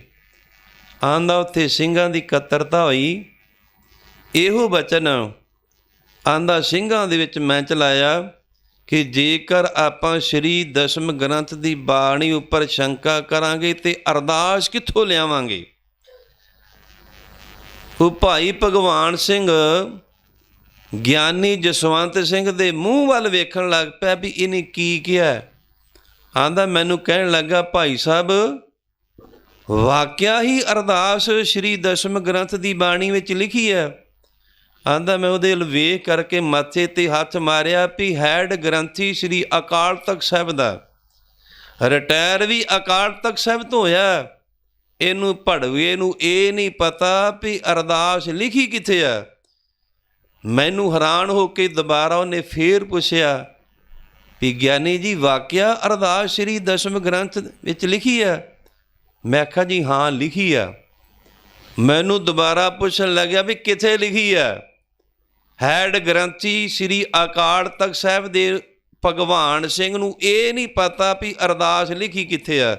ਹੈਡ ਗ੍ਰੰਥੀ ਸ਼੍ਰੀ ਅਕਾਲ ਤਖਤ ਸਾਹਿਬ ਦਾ। ਫਿਰ ਜਦੋਂ ਵਾਰ-ਵਾਰ ਉਹਦੇ ਪੁੱਛਿਆ, ਮੈਂ ਉਹਨੂੰ ਦੱਸਿਆ ਵੀ ਜਿਹੜੀ ਚੰਡੀ ਦੀ ਵਾਰ ਆ ਉਹਦੀ ਪਹਿਲੀ ਪੌੜੀ ਸ਼੍ਰੀ ਗੁਰੂ ਗੋਬਿੰਦ ਸਿੰਘ ਸਾਹਿਬ ਜੀ ਮਹਾਰਾਜ ਸੱਚੇ ਪਾਤਸ਼ਾਹ ਨੇ ਪ੍ਰਥਮ ਭਗਉਤੀ ਸਿਮਰਕਾ ਤੋਂ ਆਰੰਭ ਕਰਕੇ 9ਵੇਂ ਪਾਤਸ਼ਾਹ ਤੱਕ 9 ਗੁਰੂ ਸਾਹਿਬਾਨਾਂ ਦੀ ਵਡਿਆਈ ਕੀਤੀ ਆ। ਚੰਡੀ ਦੀ ਵਾਰ ਦੀ ਪਹਿਲੀ ਪੌੜੀ ਚੰਡੀ ਦੇ ਵਾਰ ਦੇ ਬਾਣੀ ਦੇ ਅੰਦਰ ਸ਼੍ਰੀ ਗੁਰੂ ਗੋਬਿੰਦ ਸਿੰਘ ਸਾਹਿਬ ਜੀ ਮਹਾਰਾਜ ਸੱਚੇ ਪਾਤਸ਼ਾਹ ਨੇ ਅੰਕਿਤ ਕੀਤੀ ਆ। ਉਹ ਸਾਰੀ ਉਮਰ ਸ਼੍ਰੀ ਅਕਾਲ ਤਖਤ ਸਾਹਿਬ ਤੇ ਹੈਡ ਗ੍ਰੰਥੀ ਤੇ ਉਹਨੂੰ ਇਹ ਨਹੀਂ ਪਤਾ ਵੀ ਅਰਦਾਸ ਲਿਖੀ ਕਿੱਥੇ ਆ। ਗੁਰਮੁਖੋ ਜੇਕਰ ਆਪਾਂ ਸ਼੍ਰੀ ਦਸਮ ਗ੍ਰੰਥ ਦੀ ਗੁਰਬਾਣੀ ਤੋਂ ਮੁਨਕਰ ਹੋਵਾਂਗੇ, ਕਈ ਇਹ ਕਹਿੰਦੇ ਵੀ ਕਈ ਬਾਣੀਆਂ ਨਾਲ ਅਸੀਂ ਸਹਿਮਤ ਆ, ਬਾਕੀ ਬਾਣੀਆਂ ਨਾਲ ਨਹੀਂ। ਤੇ ਗੁਰਮੁਖੋ ਬਾਕੀ ਬਾਣੀਆਂ ਪੜ੍ਹਨ ਦੇ ਨਾਲ, ਸੁਣਨ ਦੇ ਨਾਲ, ਮੰਨਣ ਦੇ ਨਾਲ ਸਾਡੇ ਢਿੱਡ 'ਚ ਪੀੜ ਹੁੰਦੀ ਹੈ। ਕਿਉਂ ਨਹੀਂ ਮੰਨਦੇ? ਜੇਕਰ ਜਾਪ ਸਾਹਿਬ ਦੀ ਗੁਰਬਾਣੀ ਜਿਹੜੀ ਆ ਕਲਗੀਧਰ ਪਾਤਸ਼ਾਹ ਨੇ ਲਿਖੀ ਆ, ਬਾਕੀ ਬਾਣੀਆਂ ਕਿਹਨੇ ਲਿਖ ਦਿੱਤੀਆਂ? ਜਿਸ ਤਰ੍ਹਾਂ ਸ਼੍ਰੀ ਗੁਰੂ ਗ੍ਰੰਥ ਸਾਹਿਬ ਜੀ ਮਹਾਰਾਜ ਸੱਚੇ ਪਾਤਸ਼ਾਹ ਦੀ ਪਾਵਨ ਗੁਰਬਾਣੀ, ਭੋਗ ਵਾਲੀ ਗੁਰਬਾਣੀ, ਰਾਗ ਮਾਲਾ, ਤੇ ਗੁਰਮੁਖੋ ਇਸੇ ਤਰ੍ਹਾਂ ਕਲਗੀਧਰ ਪਾਤਸ਼ਾਹ ਨੇ ਜਫਰਨਾਮੇ ਬਾਣੀ ਲਿਖੀ ਆ। ਤੇ ਜਫਰਨਾਮੇ ਬਾਰੇ ਆਪਾਂ ਸੁਣਦੇ ਹਾਂ ਕਿ ਕਲਗੀਧਰ ਪਾਤਸ਼ਾਹ ਨੇ ਜਫਰਨਾਮੇ ਬਾਣੀ ਦੀਨੇ ਕਾਂਗੜ ਦੀ ਧਰਤੀ ਤੋਂ ਲੈ ਕਰਕੇ ਭਾਈ ਦਇਆਲ ਸਿੰਘ ਤੇ ਧਰਮ ਸਿੰਘ ਨੂੰ ਔਰੰਗਜ਼ੇਬ ਬਾਦਸ਼ਾਹ ਦੇ ਕੋਲੇ ਭੇਜਿਆ ਸੀ। ਉਸ ਜ਼ਫਰਨਾਮੇ ਬਾਣੀ ਨੂੰ ਪੜ੍ਹ ਕਰਕੇ ਔਰੰਗਜ਼ੇਬ ਬਾਦਸ਼ਾਹ ਦੀ ਮੌਤ ਹੋਈ, ਬਹੁਤ ਪਛਤਾਇਆ, ਉਹਨੂੰ ਲਾਹਣਤਾਂ ਪਾਈਆਂ। ਕਲਗੀਧਰ ਪਾਤਸ਼ਾਹ ਨੇ ਜ਼ਫਰਨਾਮੇ ਬਾਣੀ ਦੇ ਵਿੱਚ ਭੋਗ ਦੀ ਬਾਣੀ ਕਲਗੀਧਰ ਪਾਤਸ਼ਾਹ ਨੇ ਜ਼ਫਰਨਾਮਾ ਬਾਣੀ ਲਿਖੀ ਆ। ਫਿਰ ਵਿੱਚ ਕਿਹਨੇ ਮਿਲਾਵਟ ਕਰ ਦਿੱਤੀ? ਕੀ ਸਾਡੇ ਤੋਂ ਪਹਿਲਾਂ ਸਿੱਖ ਨਹੀਂ ਸੀ? ਗੁਰਮੁਖੋ, ਸਾਡੇ ਨਾਲੋਂ ਹਜ਼ਾਰਾਂ ਗੁਣਾ ਵੱਧ ਸਿੱਖੀ ਵਿੱਚ ਪਰਪੱਕ ਸਿੱਖ ਸਨ। ਬੀਤੇ ਸਮੇਂ ਦੇ ਵਿੱਚ ਜਿਹੜਾ ਸਮਾਂ ਬੀਤਿਆ, ਬੀਤੇ ਸਮੇਂ ਦੇ ਵਿੱਚ ਸਾਡੇ ਨਾਲੋਂ ਹਜ਼ਾਰਾਂ ਗੁਣ ਵੱਧ ਕਰਕੇ ਪਰਪੱਕ ਸਨ। ਉਹਨਾਂ ਵਿੱਚ ਸਿੱਖੀ ਜਿਹੜੀ ਸੀ ਰੋਮ ਰੋਮ ਵਿੱਚ ਭਰੀ ਸੀ। ਇਸ ਕਰਕੇ ਗੁਰਮੁਖੋ, ਗੁਰਬਾਣੀ ਤੇ ਕਦੇ ਵਾਸਤੇ ਭੁੱਲ ਕਰਕੇ ਸ਼ੰਕਾ ਨਹੀਂ ਕਰਨਾ ਵੀ ਇਹ ਬਾਣੀ ਤੇ ਅਸੀਂ ਮੰਨਦੇ ਹਾਂ, ਆ ਨਹੀਂ ਮੰਨਦੇ, ਆ ਨਹੀਂ ਮੰਨਦੇ। ਗੁਰਮੁਖੋ, ਸਾਡੇ ਮੰਨਣ ਦੇ ਨਾਲ ਪੰਥ ਨੂੰ ਵਾਧਾ ਨਹੀਂ ਹੋਣਾ, ਤੇ ਜੇਕਰ ਅਸੀਂ ਮੁਨਕਰ ਹੋ ਜਾਵਾਂਗੇ ਤੇ ਸਾਡੇ ਨਾ ਮੰਨਣ ਦੇ ਨਾਲ ਗੁਰਬਾਣੀ ਨੂੰ, ਪੰਥ ਨੂੰ, ਗੁਰੂ ਨੂੰ ਕਦੇ ਵਾਸਤੇ ਘਾਟਾ ਨਹੀਂ ਪੈਂਦਾ। ਸੱਚੇ ਪਾਤਸ਼ਾਹ ਸਾਨੂੰ ਸਮਝਾਉਂਦੇ ਆ, ਮੰਨਹਿ ਪਾਵੈ ਮੋਖ ਦੁਆਰ। ਜਿਹੜਾ ਸਤਿਗੁਰੂ ਸਾਹਿਬ ਜੀ ਦੇ ਬਚਨ ਮੰਨਦਾ, ਉਹਨੂੰ ਮੁਕਤੀ ਦੀ ਪ੍ਰਾਪਤੀ ਹੁੰਦੀ ਆ। ਜੰਮ ਕਰਕੇ ਧਰਤੀ 'ਤੇ ਆਉਣਾ ਨਹੀਂ ਪੈਂਦਾ, ਮਰ ਕਰਕੇ ਧਰਤੀ ਤੋਂ ਜਾਣਾ ਨਹੀਂ ਪੈਂਦਾ ਹੈ। ਮੰਨੈ ਪਰਵਾਰੈ ਸਾਧਾਰ। ਫਿਰ ਜਿਹੜਾ ਅਕਾਲ ਪੁਰਖ ਵਾਹਿਗੁਰੂ ਦਾ ਨਾਮ ਮੰਨਦਾ, ਉਹ ਆਪ ਤੇ ਸੁਧਰਿਆ, ਆਪਣੇ ਪਰਿਵਾਰ ਨੂੰ ਵੀ ਸੁਧਾਰ ਲੈਂਦਾ। ਸੁਧਰਨਾ ਕਿਵੇਂ ਆ? ਆਪ ਵੀ ਖੰਡੇ ਬਾਟੇ ਦਾ ਉਹਨੇ ਅੰਮ੍ਰਿਤ ਛਕਿਆ, ਆਪਣੇ ਬੱਚੇ ਬੱਚੀਆਂ ਨੂੰ ਵੀ ਛਕਾਉਂਦਾ, ਆਪਣੇ ਰਿਸ਼ਤੇਦਾਰ ਸੱਜਣਾ ਮਿੱਤਰਾਂ ਨੂੰ ਵੀ ਅੰਮ੍ਰਿਤ ਛਕਾਉਂਦਾ। ਇੱਕ ਸਾਡੇ ਵਿੱਚ ਹੁਣ ਵਰਤਮਾਨ ਸਮੇਂ ਦੇ ਵਿੱਚ ਬਹੁਤ ਵੱਡੀ ਘਾਟ ਆਈ ਆ। ਉਹ ਕਿਸ ਤਰ੍ਹਾਂ? ਮਾਤਾ ਪਿਤਾ ਨੇ ਅੰਮ੍ਰਿਤ ਛਕਿਆ ਹੁੰਦਾ, ਆਪਣੇ ਬੱਚੇ ਬੱਚੀਆਂ ਨੂੰ ਮਾਤਾ ਪਿਤਾ ਅਕਸਰ ਅੰਮ੍ਰਿਤ ਨਹੀਂ ਛਕਾਉਂਦੇ। ਜੇਕਰ ਪੁੱਛਣ ਦਾ ਯਤਨ ਕਰੀਏ ਕਿ ਭਾਈ ਆਪਣੇ ਬੱਚੇ ਬੱਚੀਆਂ ਨੂੰ ਅੰਮ੍ਰਿਤ ਕਿਉਂ ਨਹੀਂ ਛਕਾਉਂਦੇ, ਉਹਨਾਂ ਦਾ ਜਵਾਬ ਹੁੰਦਾ ਕਿ ਸਾਨੂੰ ਕੋਈ ਅੰਮ੍ਰਿਤਧਾਰੀ ਪਰਿਵਾਰ ਨਹੀਂ ਲੱਭਣਾ। ਜਦੋਂ ਇਹਨਾਂ ਦੀ ਸਗਾਈ ਆਨੰਦ ਕਾਰਜ ਕਰਾਂਗੇ ਤੇ ਸਾਨੂੰ ਬੜੀ ਮੁਸ਼ਕਲ ਆਵੇਗੀ। ਪਰ ਕਲਗੀਧਰ ਪਾਤਸ਼ਾਹ ਨੇ ਸਾਨੂੰ ਹਦਾਇਤ ਕੀਤੀ ਹੈ, ਆਪਣੇ ਬੱਚੇ ਬੱਚੀ ਦਾ ਰਿਸ਼ਤਾ ਗੈਰ ਸਿੱਖ ਦੇ ਨਾਲ ਨਹੀਂ ਕਰਨਾ। ਆਮ ਤੌਰ 'ਤੇ ਕੀ ਹੁੰਦਾ, ਮਾਤਾ ਪਿਤਾ ਨੇ ਅੰਮ੍ਰਿਤ ਛਕਿਆ ਹੁੰਦਿਆ ਤੇ ਆਪਣੀ ਬੱਚੀ ਦਾ ਆਨੰਦ ਕਾਰਜ ਮੋਨੇ ਪਤਤ ਦੇ ਨਾਲ ਕਰ ਦਿੰਦੇ ਆ। ਗੁਰਮੁਖੋ, ਇਹ ਵੀ ਇੱਕ ਪਾਪ ਆ। ਆਪਣੇ ਬੱਚੇ ਬੱਚੀ ਦਾ ਰਿਸ਼ਤਾ, ਸਗਾਈ, ਆਨੰਦ ਕਾਰਜ ਪਤਤ ਨਗੁਰੇ ਦੇ ਨਾਲ ਕਦੇ ਵਾਸਤੇ ਨਹੀਂ ਕਰਨੀ। ਸ਼੍ਰੀ ਗੁਰੂ ਗੋਬਿੰਦ ਸਿੰਘ ਸਾਹਿਬ ਜੀ ਮਹਾਰਾਜ ਸੱਚੇ ਪਾਤਸ਼ਾਹ ਦੇ ਬਚਨ ਹਨ, ਕੰਨਿਆ ਦੇਵੈ ਸਿੱਖ ਕੋ। ਆਪਣੀ ਧੀ ਭੈਣ ਦਾ ਰਿਸ਼ਤਾ ਸਿੱਖ ਦੇ ਨਾਲ ਕਰਨਾ, ਤੇ ਸਿੱਖ ਇਹ ਨਹੀਂ ਵੀ ਸਿਰ ਮੁੰਨਿਆ, ਦਾੜੀ ਮੁੰਨੀ ਆ, ਸ਼ਰਾਬ ਵੀ ਪੀਂਦਾ ਤੇ ਉਹਦੇ ਨਾਮ ਦੇ ਨਾਲ ਸਿੰਘ ਲੱਗਦਾ ਤੇ ਇਹ ਸਿੱਖ ਬਣ ਗਿਆ। ਗੁਰਮੁਖੋ, ਇਸ ਤਰ੍ਹਾਂ ਸਿੱਖ ਨਹੀਂ ਬਣਦਾ। ਸਿੱਖ ਖੰਡੇ ਬਾਟੇ ਦਾ ਅੰਮ੍ਰਿਤ ਛਕਣ ਦੇ ਨਾਲ ਸਿੱਖ ਬਣਦਾ, ਸਾਬਤ ਸੂਰਤ ਰੱਖਦਾ, ਪੰਜ ਕਕਾਰੀ ਰਹਿਤ ਰੱਖਦਾ। ਧੰਨ ਸਤਿਗੁਰੂ ਸ਼੍ਰੀ ਗੁਰੂ ਗ੍ਰੰਥ ਸਾਹਿਬ ਜੀ ਮਹਾਰਾਜ ਸੱਚੇ ਪਾਤਸ਼ਾਹ ਨੂੰ ਆਪਣਾ ਗੁਰੂ ਮੰਨਦਾ। ਦੰਭੀਆਂ ਪਖੰਡੀਆਂ ਦੇ ਡੇਰਿਆਂ 'ਤੇ ਕਦੇ ਵਾਸਤੇ ਭੁੱਲ ਕਰਕੇ ਨਹੀਂ ਜਾਂਦਾ। ਅਸੀਂ ਬਹੁਤ ਜ਼ਿਆਦਾ ਮਨਮੱਚ ਕਰਦੇ, ਆਪ ਅੰਮ੍ਰਿਤ ਛਕ ਲੈਣਾ, ਬੱਚੇ ਬੱਚੀਆਂ ਨੂੰ ਅੰਮ੍ਰਿਤ ਨਾ ਛਕਾਉਣਾ। ਗੁਰਮੁਖੋ, ਸਾਡੀ ਬਹੁਤ ਵੱਡੀ ਭੁੱਲ ਆ। ਇਹ ਸਾਡੇ ਵਿੱਚ ਬਹੁਤ ਜ਼ਿਆਦਾ ਊਣਤਾਈ ਆ। ਫਿਰ ਇੱਕ ਹੋਰ ਅਸੀਂ ਕੁਕਰਮ ਕਰਦੇ ਆ, ਜਦੋਂ ਆਪਣੇ ਬੱਚੇ ਬੱਚੀਆਂ ਦੇ ਆਨੰਦ ਕਾਰਜ ਕਰਦੇ ਆ, ਗੁਰਮੁਖੋ, ਦਾਜ ਮੰਗਦੇ ਵੀ ਆ, ਦਾਜ ਦੇਣੇ ਵੀ ਆ, ਦਾਜ ਲੈਣੇ ਵੀ ਆ। ਇੱਕ ਸਰਕਾਰ ਨੇ ਕਾਨੂੰਨ ਬਣਾਇਆ ਕਿ ਦਾਜ ਦੇਣਾ ਤੇ ਦਾਜ ਲੈਣਾ ਇਹ ਕਾਨੂੰਨੀ ਅਪਰਾਧ ਆ। ਸਰਕਾਰ ਨੇ ਕਾਨੂੰਨ ਹੁਣ ਬਣਾਇਆ, ਪਰ ਪਿਤਾ ਸਤਿਗੁਰੂ ਸ਼੍ਰੀ ਗੁਰੂ ਗੋਬਿੰਦ ਸਿੰਘ ਸਾਹਿਬ ਜੀ ਮਹਾਰਾਜ ਸੱਚੇ ਪਾਤਸ਼ਾਹ ਜੀ ਨੇ ਅੱਜ ਤੋਂ 3 ਸਦੀਆਂ ਪਹਿਲਾਂ ਆਪਣੇ ਸਿੱਖ ਨੂੰ ਕਾਨੂੰਨ ਬਣਾ ਕੇ ਦਿੱਤਾ ਕਿ ਗੁਰਸਿੱਖਾ ਯਾਦ ਰੱਖ, ਧੀ ਭੈਣ ਦਾ, ਬੱਚੇ ਬੱਚੀ ਦਾ ਰਿਸ਼ਤਾ ਜੇਕਰ ਤੂੰ ਗੁਰਸਿੱਖ ਦੇ ਨਾਲ ਕਰਨਾ, ਕਦੇ ਦਾਜ ਦੇਣਾ ਨਹੀਂ ਤੇ ਦਾਜ ਲੈਣਾ ਵੀ ਨਹੀਂ। ਅਗਲੀ ਪੰਕਤੀ ਵਿੱਚ ਕਲਗੀਧਰ ਪਾਤਸ਼ਾਹ ਜੀ ਦੇ ਬਚਨ ਹਨ, ਲੇਵੈ ਨਹਿ ਕਿਛ ਦਾਮ, ਤੇ ਪੈਸਾ ਨਹੀਂ ਲੈਣਾ, ਦਾਜ ਨਹੀਂ ਦੇਣਾ, ਦਾਜ ਨਹੀਂ ਲੈਣਾ। ਤੇ ਗੁਰਮੁਖੋ ਕੋਈ ਵਿਰਲੇ ਗੁਰਸਿੱਖ ਹੋਣਗੇ ਜਿਹੜੇ ਦਾਜ ਦਿੰਦੇ ਨਹੀਂ ਤੇ ਦਾਜ ਲੈਂਦੇ ਨਹੀਂ। ਮੂੰਹ ਪਾੜ ਕਰਕੇ ਅਸੀਂ ਦਾਜ ਮੰਗਦੇ ਹਾਂ ਕਿ ਸ਼ਗਨ 'ਤੇ ਮੋਟਰਸਾਈਕਲ ਆਉਣਾ ਚਾਹੀਦਾ, ਆਨੰਦ ਕਾਰਜ 'ਤੇ ਸਾਨੂੰ ਕਾਰ ਮਿਲਣੀ ਚਾਹੀਦੀ ਆ। ਫਿਰ ਜਦੋਂ ਬਰਾਤ ਆਉਣੀ ਆ ਉਦੋਂ ਫਿਰ ਬਰਾਤ ਦਾ ਖਾਣ ਪੀਣ ਦਾ ਪ੍ਰਬੰਧ ਪੈਲਸ ਵਿੱਚ ਹੋਣਾ ਚਾਹੀਦਾ। ਪਰ ਗੁਰਮੁਖੋ ਇਹ ਵੀ ਸਿੱਖੀ ਸਿਧਾਂਤਾਂ ਦੇ ਉਲਟਿਆ। ਗੁਰੂ ਨਾਨਕ ਦੇਵ ਸੱਚੇ ਪਾਤਸ਼ਾਹ ਦੇ ਅਵਤਾਰ ਧਾਰਨ ਤੋਂ ਪਹਿਲਾਂ ਨਾ ਤਾਂ ਇੱਕ ਪੰਗਤ ਸੀ, ਨਾ ਹੀ ਇੱਕ ਸੰਗਤ ਸੀ। ਗੁਰੂ ਨਾਨਕ ਦੇਵ ਸੱਚੇ ਪਾਤਸ਼ਾਹ ਨੇ ਇੱਕ ਪੰਗਤ ਬਣਾਈ, ਇੱਕ ਸੰਗਤ ਬਣਾਈ। ਤੀਜੇ ਪਾਤਸ਼ਾਹ ਸ੍ਰੀ ਗੁਰੂ ਅਮਰਦਾਸ ਸਾਹਿਬ ਜੀ ਮਹਾਰਾਜ ਸੱਚੇ ਪਾਤਸ਼ਾਹ ਦੇ ਸਮੇਂ 'ਤੇ ਉਹਨਾਂ ਨੇ ਇੱਕ ਫਰਮਾਨ ਜਾਰੀ ਕੀਤਾ ਸੀ ਕਿ ਜਿਨ੍ਹਾਂ ਨੇ ਸਾਡੇ ਦਰਸ਼ਨ ਕਰਨੇ ਆ, ਸਾਡੇ ਦਰਸ਼ਨ ਕਰਨ ਤੋਂ ਪਹਿਲਾਂ ਪੰਗਤ ਵਿੱਚ ਬੈਠ ਕਰਕੇ ਪ੍ਰਸ਼ਾਦਾ ਛਕੇ। ਜੇਕਰ ਪੰਗਤ ਵਿੱਚ ਬੈਠ ਕਰਕੇ ਪ੍ਰਸ਼ਾਦਾ ਨਹੀਂ ਛਕਣਾ, ਉਹਨੂੰ ਸਾਡੇ ਦਰਸ਼ਨ ਨਹੀਂ ਹੋਣਗੇ। ਸਾਡੇ ਦਰਸ਼ਨ ਕਰਨ ਦੀ ਤਾਂਘ ਨਾ ਕਰੇ, ਪਿੱਛੇ ਮੁੜ ਜਾਵੇ। ਗੁਰੂ ਅਮਰਦਾਸ ਸੱਚੇ ਪਾਤਸ਼ਾਹ ਦੀ ਪਾਵਨ ਰਸਨਾ ਦੇ ਬਚਨਾਂ ਨਾ, ਪਹਿਲੇ ਪੰਗਤ ਪਾਤਸ਼ਾਹ ਸੰਗਤ, ਪਹਿਲਾਂ ਪੰਗਤ ਵਿੱਚ ਬੈਠ ਕਰਕੇ ਪ੍ਰਸ਼ਾਦਾ ਛਕੇ, ਪ੍ਰਸ਼ਾਦਾ ਛਕਣ ਤੋਂ ਬਾਅਦ ਸਾਡੇ ਦਰਸ਼ਨ ਕਰਨ ਵਾਸਤੇ ਸਾਡੇ ਕੋਲ ਆਵੇ। ਹਿੰਦੁਸਤਾਨ ਦਾ ਬਾਦਸ਼ਾਹ ਅਕਬਰ ਤੀਜੇ ਪਾਤਸ਼ਾਹ ਦੇ ਦਰਸ਼ਨ ਕਰਨ ਵਾਸਤੇ ਗੁਰਮੁਖੋ ਗੋਇੰਦਵਾਲ ਸਾਹਿਬ ਦੀ ਧਰਤੀ 'ਤੇ ਆਇਆ। ਜਦੋਂ ਤੀਜੇ ਪਾਤਸ਼ਾਹ ਦਾ ਹੁਕਮ ਉਹਨੇ ਸੁਣਿਆ, ਮੱਥੇ 'ਤੇ 7 ਬਚਨ ਕਹਿ ਕਰਕੇ ਪ੍ਰਵਾਨ ਕੀਤਾ। ਰਾਜੇ ਨੂੰ ਵੀ ਗੁਰਮੁਖੋ ਭੁੰਜੇ ਤੱਪੜਾਂ 'ਤੇ ਬੈਠ ਕਰਕੇ ਪ੍ਰਸ਼ਾਦਾ ਛਕਣਾ ਪਿਆ। ਪ੍ਰਸ਼ਾਦਾ ਛਕਣ ਤੋਂ ਬਾਅਦ ਅਕਬਰ ਬਾਦਸ਼ਾਹ ਨੇ ਆਪਣੀ ਜ਼ੁਬਾਨ ਦੇ ਨਾਲ ਆਪ ਸਾਰੇ ਲੋਕਾਂ ਨੂੰ ਕਹਿ ਕਰਕੇ ਸੁਣਾਇਆ ਕਿ ਮੈਨੂੰ ਗੁਰੂ ਕੇ ਲੰਗਰ ਵਿੱਚੋਂ 36 ਪ੍ਰਕਾਰ ਦੇ ਪਦਾਰਥਾਂ ਦਾ ਆਨੰਦ ਆਇਆ। ਗੁਰਮੁਖੋ ਇਹ ਪੰਗਤ ਤੇ ਸੰਗਤ ਦੀ ਮਹਾਨਤਾ ਸ੍ਰੀ ਗੁਰੂ ਨਾਨਕ ਦੇਵ ਸੱਚੇ ਪਾਤਸ਼ਾਹ ਨੇ ਬਣਾਈ। ਨਾ ਤੇ ਗੁਰਮੁਖੋ ਸਾਡੀ ਇੱਕ ਪੰਗਤ ਰਹੀ, ਨਾ ਹੀ ਸਾਡੀ ਇੱਕ ਸੰਗਤ ਰਹੀ ਆ।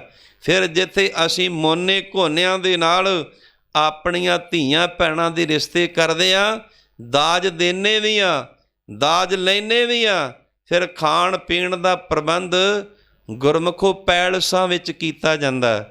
ਉੱਥੇ ਕੀ ਹੁੰਦਾ, ਹੱਥਾਂ 'ਤੇ ਪਲੇਟਾਂ ਫੜੀਆਂ ਹੁੰਦੀਆਂ, ਉਹਦੇ 'ਚ ਭੋਜਨ ਪ੍ਰਸ਼ਾਦਾ ਪਾਇਆ ਹੁੰਦਾ, ਅਤੇ ਇਸ ਤਰ੍ਹਾਂ ਲੋਕ ਤੁਰੇ ਫਿਰਦੇ ਆ ਜਿਵੇਂ ਡੇਅਰੀ ਫਾਰਮਾਂ ਦੇ ਵਿੱਚ ਮੱਝਾਂ ਅਤੇ ਗਾਈਆਂ ਤੁਰੀਆਂ ਫਿਰਦੀਆਂ। ਗੁਰਮੁਖੋ ਜਿਹੜੇ ਇਸ ਤਰ੍ਹਾਂ ਭੋਜਨ ਅਤੇ ਪ੍ਰਸ਼ਾਦਾ ਛਕਦੇ ਆ, ਸੱਚੇ ਪਾਤਸ਼ਾਹ ਉਹਨਾਂ ਨੂੰ ਪਸ਼ੂ ਦੇ ਸਮਾਨ ਉਹਨਾਂ ਦੀ ਜ਼ਿੰਦਗੀ, ਉਹਨਾਂ ਦਾ ਜੀਵਨ ਦੱਸਦੇ ਆ। ਸੁਖਮਨੀ ਸਾਹਿਬ ਦੀ ਪਾਵਨ ਗੁਰਬਾਣੀ ਅੰਦਰ ਪੰਚਮ ਪਾਤਸ਼ਾਹ ਜੀ ਦੇ ਬਚਨ ਹਨ, ਕਰਤੂਤ ਪਸ਼ੂ ਕੀ ਮਾਨਸ ਜਾਤ, ਲੋਕ ਪਚਾਰਾ ਕਰੇ ਦਿਨ ਰਾਤ। ਜਾਤੀ ਤਾਂ ਇਹਦੀ ਮਨੁੱਖਾਂ ਵਾਲੀ ਆ, ਪਰ ਇਹਦੀਆਂ ਕਰਤੂਤਾਂ, ਇਹਦੇ ਕੰਮ ਪਸ਼ੂਆਂ ਵਾਲੇ ਆ। ਸੱਚੇ ਪਾਤਸ਼ਾਹ ਨੇ ਸਾਨੂੰ ਸਮਝਾਇਆ ਕਿ ਸਿੱਖੀ ਸਰੂਪ ਧਾਰਨ ਕਰਨਾ, ਜਿੱਥੇ ਖੰਡੇ ਬਾਟੇ ਦਾ ਆਪ ਅੰਮ੍ਰਿਤ ਛਕਣਾ, ਆਪਣੇ ਬੱਚੇ ਬੱਚੀਆਂ ਨੂੰ ਵੀ ਛਕਾਉਣਾ, ਆਪਣੇ ਰਿਸ਼ਤੇਦਾਰਾਂ ਨੂੰ ਵੀ ਛਕਾਉਣ ਦਾ ਯਤਨ ਕਰਨਾ। ਗੁਰਮੁਖੋ ਜਦੋਂ ਕਲਗੀਧਰ ਪਾਤਸ਼ਾਹ ਦਮਦਮਾ ਸਾਹਿਬ ਦੀ ਧਰਤੀ 'ਤੇ ਗਏ, ਭਾਈ ਡਲ ਸਿੰਘ ਕਲਗੀਧਰ ਪਾਤਸ਼ਾਹ ਦੇ ਪੈਰੇ ਦੀ ਸੇਵਾ ਕਰਦਾ ਸੀ। ਬੜੀ ਸੇਵਾ ਕੀਤੀ ਭਾਈ ਡੱਲੇ ਨੇ। ਜਦੋਂ ਭਾਈ ਡੱਲੇ ਨੇ ਸੇਵਾ ਕੀਤੀ ਅਤੇ ਕਲਗੀਧਰ ਪਾਤਸ਼ਾਹ ਦੇ ਚਰਨਾਂ ਵਿੱਚ ਰਿਹਾ, ਕਲਗੀਧਰ ਪਾਤਸ਼ਾਹ ਬਹੁਤ ਜ਼ਿਆਦਾ ਪ੍ਰਸੰਨ ਹੋਏ। ਕਲਗੀਧਰ ਪਾਤਸ਼ਾਹ ਨੇ ਬਚਨ ਕੀਤਾ, ਭਾਈ ਡੱਲਿਆ ਅਸੀਂ ਤੇਰੀ ਸੇਵਾ ਤੋਂ ਬਹੁਤ ਖੁਸ਼ ਹਾਂ, ਮੰਗ ਕੀ ਮੰਗਦਾ ਹੈ? ਭਾਈ ਡੱਲੇ ਨੇ ਬੇਨਤੀ ਕੀਤੀ ਕਿ ਸੱਚੇ ਪਾਤਸ਼ਾਹ ਜਦੋਂ ਮੈਂ ਪਰਲੋਕ ਵਿੱਚ ਜਾਵਾਂ, ਮੈਨੂੰ ਆਪਣੇ ਚਰਨਾਂ ਵਿੱਚ ਪੀੜੀ ਜਿੰਨੀ ਥਾਂ ਦੇ ਦਿਓ। ਤੇ ਕਲਗੀਧਰ ਪਾਤਸ਼ਾਹ ਨੇ ਕਹੀ, ਨਹੀਂ ਡੱਲਿਆ, ਇਸ ਤਰ੍ਹਾਂ ਗੱਲ ਨਹੀਂ ਬਣਨੀ, ਤੈਨੂੰ ਸਾਡੇ ਚਰਨਾਂ ਵਿੱਚ ਥਾਂ ਨਹੀਂ ਮਿਲਣੀ। ਦੁਨੀਆ ਦਾ ਰਾਜ ਮੰਗ, ਸਵਰਗਾਂ ਦਾ ਰਾਜ ਮੰਗ, ਤੈਨੂੰ ਉਹ ਵਸਤੂਆਂ ਦੇ ਦਿਆਂਗੇ, ਪਰ ਸਾਡੇ ਚਰਨਾਂ ਵਿੱਚ ਤੈਨੂੰ ਥਾਂ ਨਹੀਂ ਮਿਲਣੀ। ਹੈਰਾਨ ਹੋ ਕਰਕੇ ਪੁੱਛਿਆ, ਸੱਚੇ ਪਾਤਸ਼ਾਹ ਦਾ ਕੀ ਕਾਰਨ? ਕਲਗੀਧਰ ਪਾਤਸ਼ਾਹ ਨੇ ਸਮਝਾਇਆ, ਤੂੰ ਖੰਡੇ ਬਾਟੇ ਦਾ ਅੰਮ੍ਰਿਤ ਨਹੀਂ ਛਕਿਆ, ਤੂੰ ਨਗੁਰਾ ਹੈ।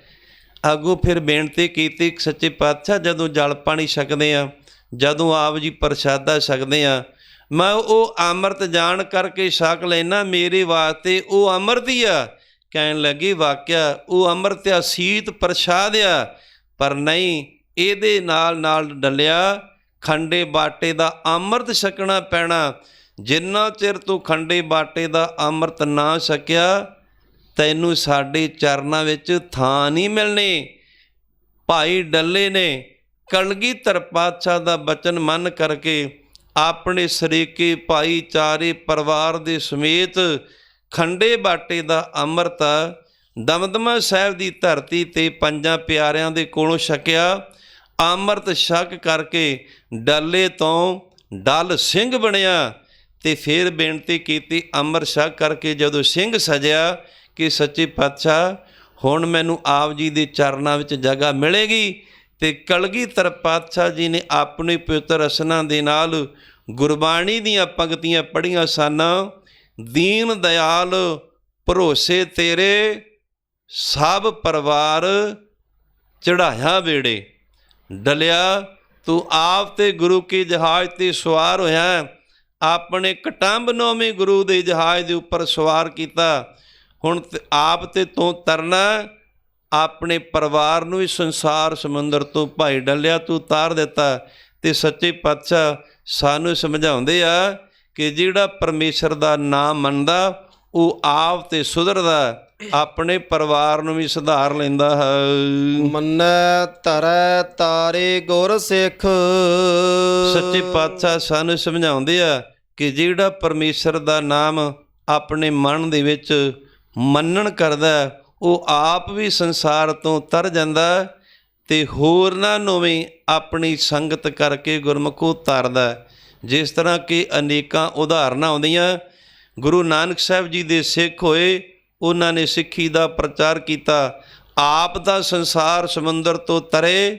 ਜਿਹੜੇ ਉਹਨਾਂ ਦੀ ਸੰਗਤ ਕਰਨ ਵਾਲੇ ਗੁਰਮੁਖੋ, ਉਹ ਵੀ ਸੰਸਾਰ ਸਮੁੰਦਰ ਤੋਂ ਪਾਰ ਹੋ ਗਏ। ਇਸੇ ਤਰ੍ਹਾਂ ਦੂਜੇ ਪਾਤਸ਼ਾਹ ਦੇ ਸਿੱਖ ਹੋਏ, ਉਹ ਆਪ ਤਾਂ ਸੰਸਾਰ ਸਮੁੰਦਰ ਤੋਂ ਪਾਰ ਹੋਏ, ਉਹਨਾਂ ਦੀ ਸੰਗਤ ਕਰਨ ਵਾਲੇ ਵੀ ਗੁਰਮੁਖੋ ਸੰਸਾਰ ਸਮੁੰਦਰ ਤੋਂ ਪਾਰ ਹੋ ਗਏ। ਇਸੇ ਤਰ੍ਹਾਂ ਵਰਤਮਾਨ ਸਮੇਂ ਦੇ ਅੰਦਰ ਜੁਗੋ ਜੋਗਾ ਟਲ ਧੰਨ ਸਤਿਗੁਰੂ ਸ੍ਰੀ ਗੁਰੂ ਗ੍ਰੰਥ ਸਾਹਿਬ ਜੀ ਮਹਾਰਾਜ ਸੱਚੇ ਪਾਤਸ਼ਾਹ, ਇਹਨਾਂ ਦੀ ਸਿੱਖੀ ਧਾਰਨ ਕਰਨ ਵਾਲੇ ਜਿਹੜੇ ਗੁਰ ਸਿੱਖ ਆ, ਉਹ ਪਿੰਡਾਂ ਵਿੱਚ, ਸ਼ਹਿਰਾਂ ਵਿੱਚ, ਕਸਬਿਆਂ ਵਿੱਚ ਜਾ ਕਰਕੇ ਸਿੱਖੀ ਦਾ ਪ੍ਰਚਾਰ ਕਰਦੇ ਆ। ਉਹ ਆਪ ਵੀ ਸੰਸਾਰ ਸਮੁੰਦਰ ਤੋਂ ਪਾਰ ਹੋਏ ਤੇ ਗੁਰਮੁਖੋ ਦੂਜਿਆਂ ਨੂੰ ਵੀ ਸੰਸਾਰ ਸਮੁੰਦਰ ਤੋਂ ਪਾਰ ਕਰਦੇ ਆ। ਜਾ ਕਰਕੇ ਵਪਾਰ ਨਹੀਂ ਕਰਦੇ। ਜ਼ਿਆਦਾਤਰ ਗਿਣਤੀ ਦੇ ਵਿੱਚ ਲੋਕ ਗੁਰਮੁਖੋ ਨਾਮ ਦੇ, ਗੁਰੂ ਦੇ ਨਾਮ ਦੇ ਉੱਪਰ ਵਪਾਰ ਕਰਦੇ ਆ, ਪਰ ਵਿਰਲੇ ਵਿਰਲੇ ਸਿੱਖ ਵਪਾਰ ਨਹੀਂ ਕਰਦੇ, ਉਹ ਸਿੱਖੀ ਦਾ ਪ੍ਰਚਾਰ ਕਰਦੇ ਆ, ਉਹ ਨਾਮ ਦਾ ਵਪਾਰ ਕਰਦੇ ਆ। ਨਾਮ ਦਾ ਵਪਾਰ ਕਰਕੇ ਆਪ ਬੰਧਨਾਂ ਤੋਂ ਮੁਕਤ ਹੁੰਦੇ ਆ, ਆਪ ਸੰਸਾਰ ਸਮੁੰਦਰ ਤੋਂ ਤਰ ਜਾਂਦੇ ਆ। ਜਿਹੜੇ ਉਹਨਾਂ ਦੀ ਸੰਗਤ ਕਰਦੇ ਗੁਰਮੁਖੋ, ਉਹ ਵੀ ਸੰਸਾਰ ਸਮੁੰਦਰ ਤੋਂ ਤਰ ਜਾਂਦੇ ਹਨ। ਮੰਨੈ ਨਾਨਕ ਭਵਹਿ ਨਾ ਭਿਖ। ਫਿਰ ਜਿਹੜਾ ਪਰਮੇਸ਼ਰ ਦਾ ਨਾਮ ਆਪਣੇ ਮਨ ਵਿੱਚ ਮੰਨਣ ਕਰਦਾ, ਉਹ ਗੁਰਮੁਖੋ ਕਿਸੇ ਤੋਂ ਮੰਗਦਾ ਨਹੀਂ, ਉਹ ਕਿਸੇ ਦਾ ਮੰਗਤਾ ਨਹੀਂ ਹੁੰਦਾ, ਉਹ ਭਿਖਾਰੀ ਨਹੀਂ ਬਣਦਾ। ਗੁਰਮੁਖੋ ਕਿਸੇ ਦੇ ਕੋਲੋਂ ਜਾ ਕਰਕੇ ਆਪਣੀ ਪੇਟ ਪੂਰਤੀ ਵਾਸਤੇ ਮੰਗਦਾ ਨਹੀਂ। ਜੇਕਰ ਮੰਗੇਗਾ ਗੁਰੂ ਦੇ ਨਾਂ 'ਤੇ ਮੰਗੇਗਾ, ਜੇਕਰ ਪ੍ਰਚਾਰ ਕਰੇਗਾ ਆਪਣਾ ਨਹੀਂ ਗੁਰੂ ਦਾ ਪ੍ਰਚਾਰ ਕਰੇਗਾ। ਉਹ ਕਿਸੇ ਦੇ ਕੋਲੋਂ ਗੁਰਮੁਖੋ ਭੀਖ ਨਹੀਂ ਮੰਗਦਾ, ਕਿਸੇ ਕੋਲੋਂ ਦਾਤ ਨਹੀਂ ਮੰਗਦਾ। ਜੇਕਰ ਉਹਨੇ ਭੀਖ ਮੰਗਣੀ ਆ, ਦਾਤ ਮੰਗਣੀ ਆ, ਤੇ ਗੁਰਮੁਖੋ ਆਪਣੇ ਗੁਰੂ ਦੇ ਦਰ 'ਤੇ ਜਾ ਕਰਕੇ ਮੰਗਣੀ ਆ, ਕਿਸੇ ਦੇ ਕੋਲੋਂ ਨਹੀਂ। ਸੱਚੇ ਪਾਤਸ਼ਾਹ ਮੰਗਣ ਦੇ ਪ੍ਰਥਾਏ ਮਾਰੂ ਰਾਗ ਦੀ ਪਾਵਨ ਗੁਰਬਾਣੀ ਅੰਦਰ ਸਾਨੂੰ ਸਮਝਾਉਂਦੇ ਆ। ਮੰਗਣ ਨੀਕਾ ਹਰ ਜਸ ਗੁਰ ਤੇ ਮੰਗਣਾ। ਗੁਰਮੁਖੋ ਕੋਈ ਕਿਸੇ ਕੋਲੋਂ ਕੁਛ ਮੰਗਦਾ, ਕੋਈ ਕਿਸੇ ਕੋਲੋਂ ਕੁਛ ਮੰਗਦਾ, ਜਾਂ ਗੁਰੂ ਦੇ ਦਰ 'ਤੇ ਆ ਕਰਕੇ ਅਨੇਕਾਂ ਤਰ੍ਹਾਂ ਦੀਆਂ ਦਾਤਾਂ ਦੁਨੀਆ ਦੇ ਲੋਕ ਮੰਗਦੇ ਆ। ਪਰ ਚੰਗੀ ਸਦੀਵ ਕਾਲ ਅਟਲ ਰਹਿਣ ਵਾਲੀ ਜ਼ਿੰਦਗੀ ਦੇ ਵਿੱਚ, ਪਰਲੋਕ ਦੇ ਵਿੱਚ ਜੀਵ ਦਾ ਸਾਥ ਦੇਣ ਵਾਲੀ ਕਿਹੜੀ ਦਾਤ ਆ ਜਿਹੜੀ ਜੀਵ ਦੇ ਨਾਲ ਨਿਭਦੀ ਆ। ਸੱਚੇ ਪਾਤਸ਼ਾਹ ਸਾਨੂੰ ਸਮਝਾਉਂਦੇ ਆ, ਮੰਗਣ ਨੀਕਾ ਕਹਿੰਦੇ ਚੰਗੇ ਨੂੰ, ਪਵਿੱਤਰ ਨੂੰ। ਚੰਗੀ ਦਾਤ ਕਿਹੜੀ ਆ ਮੰਗਣੀ? ਹਰ ਜਸ ਗੁਰ ਤੇ ਮੰਗਣਾ। ਜਿਹੜਾ ਹਰੀ ਦਾ ਜਸ, ਪਰਮੇਸ਼ਰ ਦੀ ਦਰਗਾਹ ਵਿੱਚ ਸਾਡਾ ਸਾਥ ਦੇਣ ਵਾਲਾ, ਧਰਤੀ ਦੇ ਉੱਪਰ ਸਾਡਾ ਸਾਥ ਦੇਣ ਵਾਲਾ, ਗੁਰਮੁਖਾ ਜੇ ਤੂੰ ਮੰਗਣਾ ਗੁਰੂ ਦੇ ਦਰ 'ਤੇ ਆ ਕਰਕੇ ਮੰਗ, ਪਰ ਮੰਗ ਕਰ ਕਿਰਪਾ ਕਿਰਪਾਲ ਆਪੇ ਬਖਸ਼ ਲੈ। ਸਦਾ ਸਦਾ ਜਪੀ ਤੇਰਾ ਨਾਮ ਸਤਿਗੁਰ ਪਾਈ ਪੈ। ਸੱਚੇ ਪਾਤਸ਼ਾਹ ਦੇ ਕੋਲੋਂ ਆਪਾਂ ਨਾਮ ਦੀ ਦਾਤ ਮੰਗੀਏ। ਜਦੋਂ ਨਾਮ ਦੀ ਦਾਤ ਮੰਗਾਂਗੇ ਨਾ ਤੇ ਗੁਰਮੁਖੋ ਦੁਨੀਆ ਦੀਆਂ ਦਾਤਾਂ ਪਿੱਛੇ ਪਿੱਛੇ ਲੱਗੀਆਂ ਫਿਰਨਗੀਆਂ। ਆਮ ਤੌਰ 'ਤੇ ਜਿਹੜੇ ਦੁਨਿਆਵੀ ਲੋਕ ਆ ਗੁਰੂ ਦੇ ਦਰ 'ਤੇ ਆ ਕਰਕੇ ਮੰਗਦੇ ਆ। ਕੀ ਮੰਗਦੇ ਆ? ਦੁੱਧ ਮੰਗਦੇ ਆ, ਪੁੱਤ ਮੰਗਦੇ ਆ, ਸੁੱਖ ਮੰਗਦੇ ਆ, ਰਾਜ ਮੰਗਦੇ ਆ। ਗੁਰਮੁਖੋ ਇਹ ਦਾਤਾਂ ਜਿਹੜੀਆਂ ਨੇ ਨਾ ਮਿਲਦੀਆਂ ਜ਼ਰੂਰ ਆ, ਪਰ ਇਹ ਸਦੀਵ ਕਾਲ ਅਟਲ ਰਹਿਣ ਵਾਲੀਆਂ ਨਹੀਂ। ਅਤੇ ਉਹ ਕਦੇ ਵਾਸਤੇ ਕਿਸੇ ਦੇ ਕੋਲੋਂ ਭੀਖ ਨਹੀਂ ਮੰਗਦੇ, ਜ਼ਿੰਦਗੀ ਦੀ ਭੀਖ ਨਹੀਂ ਮੰਗਦੇ। ਜਿਸ ਤਰ੍ਹਾਂ ਪੁਰਾਤਨ ਸਮਾਂ ਸੀ, ਮੁਗਲਾਂ ਦਾ ਰਾਜ ਸੀ, ਅਤੇ ਜਦੋਂ ਮੁਗਲ ਫਤਵਾ ਲਾਉਂਦੇ ਸੀ ਨਾ ਅਤੇ ਉਦੋਂ ਕਹਿ ਦਿੰਦੇ ਸੀ ਕਿ ਤੂੰ ਸਿੱਖੀ ਤਿਆਗ ਦੇ, ਸਿੱਖੀ ਨੂੰ ਛੱਡ ਦੇ, ਤੈਨੂੰ ਅਸੀਂ ਜ਼ਿੰਦਗੀ ਦੀ ਭੀਖ ਦੇ ਦਿਆਂਗੇ, ਤੈਨੂੰ ਜ਼ਿੰਦਗੀ ਦਾ ਦਾਨ ਦੇ ਦਿਆਂਗੇ। ਪਰ ਸਾਡੇ ਵੱਡ ਵਡੇਰਿਆਂ ਨੇ ਜ਼ਿੰਦਗੀ ਦੀ ਭੀਖ ਨਹੀਂ ਮੰਗੀ। ਕਿਉਂ ਨਹੀਂ ਮੰਗੀ? ਕਿ ਜਿਹੜੇ ਸਵਾਸ ਆ ਇਹਨਾਂ ਨੇ ਆਖਰ ਇੱਕ ਦਿਨ ਮੁੱਕ ਜਾਣਾ, ਇਹਨਾਂ ਨੇ ਸਦਾ ਸਾਡਾ ਸਾਥ ਨਹੀਂ ਦੇਣਾ। ਉਹਨਾਂ ਨੇ ਜ਼ਿੰਦਗੀ ਦੀ ਭੀਖ ਕਿਸੇ ਕੋਲੋਂ ਨਹੀਂ ਸੀ ਮੰਗੀ। ਇੱਕ ਮੰਗਦੇ ਸਨ, ਸਿੱਖੀ ਮੰਗਦੇ ਸਨ, ਸਿਦਕ ਮੰਗਦੇ ਸਨ, ਨਾਮ ਮੰਗਦੇ ਸਨ, ਭਰੋਸਾ ਅਤੇ ਵਿਸ਼ਵਾਸ ਮੰਗਦੇ ਸਨ। ਪਰ ਜ਼ਿੰਦਗੀ ਦੀ ਭੀਖ ਪੁਰਾਤਨ ਸਮੇਂ ਦੇ ਵਿੱਚ ਸਰਕਾਰਾਂ ਦੇ ਕੋਲੋਂ ਕਦੇ ਸਾਡੇ ਵੱਡ ਵਡੇਰੇ ਨੇ ਨਹੀਂ ਸੀ ਮੰਗੀ। ਮੰਨੈ ਨਾਨਕ ਭਾਵੇ ਨਾ ਭਿਖ। ਗੁਰਮੁਖੋ ਉਹ ਭੇਖਾਂ ਵਿੱਚ ਕਦੇ ਨਹੀਂ ਪੈਂਦੇ। ਕਦੇ ਉਦਾਸੀ ਬਣ ਗਏ, ਕਦੇ ਬਰਾਗੀ ਬਣ ਗਏ, ਕਦੇ ਨਿਰਮਲੇ ਬਣ ਗਏ। ਅਤੇ ਜਿਸ ਤਰ੍ਹਾਂ ਵਰਤਮਾਨ ਸਮੇਂ ਦੇ ਵਿੱਚ ਜਿਹੜੇ ਪ੍ਰਚਾਰਕ ਆ ਉਹ ਨਿਹੰਗਾਂ ਸਿੰਘਾਂ ਵਾਲਾ ਬਾਣਾ ਬਾਣੇ 'ਤੇ ਗੁਰਮੁਖੋ ਕੋਈ ਕਿੰਤੂ ਨਹੀਂ, ਬਾਣਾ ਕੋਈ ਵੀ ਪਾਓ, ਪਰ ਭਾਵਨਾ ਪੰਥ ਅਤੇ ਇੱਕ ਗ੍ਰੰਥ ਦੇ ਉੱਪਰ ਰੱਖੋ। ਕਦੇ ਨਿਹੰਗਾਂ ਸਿੰਘਾਂ ਵਾਲਾ ਬਾਣਾ ਪਾ ਲਿਆ ਅਤੇ ਚੰਦ ਤੋੜਾ ਲਾ ਲਿਆ, ਉਹਨੂੰ ਛੱਡ ਦਿੱਤਾ। ਟਕਸਾਲੀ ਬਾਣਾ ਪਾ ਲਿਆ, ਉਹਨੂੰ ਛੱਡ ਦਿੱਤਾ। ਕਦੇ ਕੋਈ ਭੇਖ ਅਤੇ ਕਦੇ ਕੋਈ ਭੇਖ। ਗੁਰਮੁਖੋ ਜਿਹੜਾ ਪਰਮੇਸ਼ਰ ਦਾ ਨਾਮ ਆਪਣੇ ਮਨ ਵਿੱਚ ਮੰਨਣ ਕਰਦਾ, ਉਹ ਇੱਕ ਭੇਖ ਜਿਹੜਾ ਬਣਾ ਲਿਆ, ਗੁਰਮੁਖੋ ਉਹਨੂੰ ਕਦੇ ਵਾਸਤੇ ਤਿਆਗਦਾ ਨਹੀਂ, ਉਹਦੇ ਤੱਕ ਹੀ ਸੀਮਤ ਰਹਿੰਦਾ। ਬਾਣੇ 'ਤੇ ਕਿੰਤੂ ਨਹੀਂ, ਆਪਣੀ ਮਸ਼ਹੂਰੀ ਵਾਸਤੇ ਬਾਣੇ ਨੂੰ ਬਦਲਣਾ। ਗੁਰਮੁਖੋ ਜਿਹੜੀ ਪਰਮੇਸ਼ਰ ਦਾ ਨਾਮ ਮੰਨਣ ਕਰਦੇ ਆ, ਉਹ ਸਿੱਖੀ ਸਰੂਪ ਦਾ ਜਿਹੜਾ ਭੇਖ ਧਾਰਨ ਕੀਤਾ, ਉਹਨੂੰ ਛੱਡ ਕਰਕੇ ਕਦੇ ਦੂਜੇ ਭੇਖਾਂ ਵਿੱਚ ਭਰਮਦੇ ਨਹੀਂ ਹਨ। ਐਸਾ ਨਾਮ ਨਿਰੰਜਨ ਹੋਏ। ਐਸਾ ਇਹੋ ਜਿਹਾ ਹੈ ਸੁੱਧ ਸਰੂਪ, ਮਾਇਆ ਰੂਪੀ ਕਾਲਕ ਤੋਂ ਰਹਿਤ ਪਰਮੇਸ਼ਰ ਦਾ ਸਰੂਪ ਹੈ। ਜੇ ਕੋ ਮਨ ਜਾਣੈ ਮਨ ਕੋਏ। ਭਾਈ ਜਿਹੜਾ ਮਨ ਦੇ ਵਿੱਚ ਮੰਨਣ ਕਰਦਾ ਨਾ, ਤੇ ਉਹ ਗੁਰਮੁਖੋ ਸੁੱਧ ਸਰੂਪ ਹੋ ਜਾਂਦਾ, ਮਾਇਆ ਰੂਪੀ ਕਾਲਖ ਤੋਂ ਰਹਿਤ ਹੋ ਜਾਂਦਾ, ਉਹ ਪਰਮੇਸ਼ਰ ਦਾ ਸਰੂਪ ਹੀ ਬਣ ਜਾਂਦਾ। ਸ਼੍ਰੀ ਗੁਰੂ ਗੋਬਿੰਦ ਸਿੰਘ ਸਾਹਿਬ ਜੀ ਮਹਾਰਾਜ ਸੱਚੇ ਪਾਤਸ਼ਾਹ ਜੀ ਨੇ ਆਪਣੇ ਖਾਲਸੇ ਨੂੰ ਆਪਣਾ ਨਿੱਜੀ ਸਰੂਪ ਦਿੱਤਾ। ਆਪਣੇ ਵਿੱਚ ਤੇ ਖਾਲਸੇ ਵਿੱਚ ਕੋਈ ਵੀ ਫਰਕ ਨਹੀਂ ਰੱਖਿਆ। ਜਦੋਂ ਖੰਡੇ ਬਾਟੇ ਦਾ ਗੁਰਮੁਖੋ ਆਪਾਂ ਅੰਮ੍ਰਿਤ ਛਕਦੇ ਆ ਨਾ, ਤੇ ਕਲਗੀਧਰ ਪਾਤਸ਼ਾਹ ਜੀ ਵਚਨ ਹਨ, ਖਾਲਸਾ ਮੇਰੂ ਰੂਪ ਹੈ ਖਾਸ, ਖਾਲਸੇ ਮੈਂ ਹੂੰ ਕਰੋ ਨਿਵਾਸ। ਮੇਰੇ ਵਿੱਚ ਤੇ ਮੇਰੇ ਖਾਲਸੇ ਦੇ ਵਿੱਚ ਕੋਈ ਵੀ ਫਰਕ ਨਹੀਂ। ਖਾਲਸਾ ਮੇਰੂ ਪਿੰਡ ਪ੍ਰਾਨ, ਪਿੰਡ ਕਹਿੰਦੇ ਸਰੀਰ ਨੂੰ ਤੇ ਪ੍ਰਾਨ ਕਹਿੰਦੇ ਸਵਾਸਾਂ ਨੂੰ। ਮੇਰਾ ਸਰੀਰ ਵੀ ਖਾਲਸਾ, ਮੇਰੇ ਸਵਾਸ ਵੀ ਖਾਲਸਾ। ਮੇਰੇ ਵਿੱਚ ਤੇ ਮੇਰੇ ਖਾਲਸੇ ਦੇ ਵਿੱਚ ਕੋਈ ਵੀ ਫਰਕ ਨਹੀਂ। ਖਾਲਸਾ ਮੇਰੂ ਪਿੰਡ ਪ੍ਰਾਨ, ਖਾਲਸਾ ਮੇਰੀ ਜਾਨ ਕੀ ਜਾਨ, ਖਾਲਸਾ ਮੇਰੂ ਮੁਖ ਅੰਗਾ, ਖਾਲਸੇ ਕੇ ਹਉ ਸਾਧ ਸਦ ਸੰਗਾ। ਮੇਰਾ ਸਭ ਕੁਛ ਹੈ ਹੀ ਖਾਲਸਾ। ਮੈਂ ਸਦਾ ਵਾਸਤੇ ਆਪਣੇ ਖਾਲਸੇ ਦੇ ਅੰਗ ਸੰਗ ਰਹਿਣਾ, ਇਹਨੂੰ ਕਦੇ ਵਾਸਤੇ ਛੱਡਦਾ ਨਹੀਂ। ਪਰ ਖਾਲਸਾ ਹੋਵੇ ਕਿਹੋ ਜਿਹਾ, ਭਰਮ ਭੇਖ ਤੇ ਰਹੇ ਨਿਆਰਾ, ਸੋ ਖਾਲਸ ਸਤਿਗੁਰੂ ਹਮਾਰਾ। ਉਹਦੇ ਮਨ ਦੇ ਅੰਦਰ ਕਿਸੇ ਕਿਸਮ ਦਾ ਕਿਸੇ ਤਰ੍ਹਾਂ ਦਾ ਭਰਮ ਨਾ ਹੋਵੇ, ਭੇਖ ਕਰਕੇ ਦੁਨੀਆ ਦੇ ਨਾਲੋਂ ਵੱਖਰਾ ਹੋਵੇ। ਜਦੋਂ ਧੰਨ ਸਤਿਗੁਰੂ ਸ੍ਰੀ ਗੁਰੂ ਤੇਗ ਬਹਾਦਰ ਸੱਚੇ ਪਾਤਸ਼ਾਹ ਜੀ ਨੇ ਦਿੱਲੀ ਦੇ ਵਿੱਚ ਜਾ ਕਰਕੇ ਸ਼ਹੀਦੀ ਦਿੱਤੀ, ਭਾਈ ਜੈਤਾ ਜੀ 9ਵੇਂ ਪਾਤਸ਼ਾਹ ਦਾ ਸੀਸ ਲੈ ਕਰਕੇ ਅਨੰਦਪੁਰ ਸਾਹਿਬ ਦੀ ਧਰਤੀ 'ਤੇ ਆਏ। ਜਦੋਂ ਅਨੰਦਪੁਰ ਸਾਹਿਬ ਦੀ ਧਰਤੀ 'ਤੇ ਭਾਈ ਜੈਤਾ ਸੀਸ ਲੈ ਕੇ ਆਏ, ਕਲਗੀਧਰ ਪਾਤਸ਼ਾਹ ਨੇ ਉਹਦੀ ਮਹਾਨ ਸੇਵਾ ਤੋਂ ਪ੍ਰਸੰਨ ਹੋ ਕਰਕੇ ਬਚਨ ਕੀਤੇ, ਰੰਗ ਰੇਟਾ ਗੁਰੂ ਕਾ ਬੇਟਾ, ਤਨ ਮਨ ਕੀਤਾ ਗੁਰੂ ਦੀ ਭੇਟਾ। ਤੂੰ ਤਨ ਵੀ ਤੇ ਮਨ ਗੁਰੂ ਨੂੰ ਭੇਟਾ ਕਰ ਦਿੱਤਾ, ਤੂੰ ਤੇ ਗੁਰੂ ਦਾ ਪੁੱਤਰ ਬਣ ਗਿਆ। ਤੇ ਨਾਲ ਕਲਗੀਧਰ ਪਾਤਸ਼ਾਹ ਨੇ ਪੁੱਛਿਆ, ਭਾਈ ਜੈਤਿਆ, ਜਦੋਂ ਸਾਡੇ ਪਿਤਾ ਸਤਿਗੁਰੂ ਸੱਚੇ ਪਾਤਸ਼ਾਹ ਨੇ ਸ਼ਹੀਦੀ ਦਿੱਤੀ, ਉੱਥੇ ਸਿੱਖਾਂ ਦੀ ਗਿਣਤੀ ਕਿੰਨੀ ਕੁ ਸੀ? ਭਾਈ ਰੰਗਰੇਟੇ ਨੇ ਬੇਨਤੀ ਕੀਤੀ ਕਿ ਸੱਚੇ ਪਾਤਸ਼ਾਹ ਗਿਣਤੀ ਤਾਂ ਬਹੁਤ ਸੀ, ਪਰ ਪਛਾਣ ਨਹੀਂ ਸੀ ਹੁੰਦੀ ਵੀ ਸਿੱਖ ਕਿਹੜਾ, ਹਿੰਦੂ ਕਿਹੜਾ ਤੇ ਮੁਸਲਮਾਨ ਕਿਹੜਾ।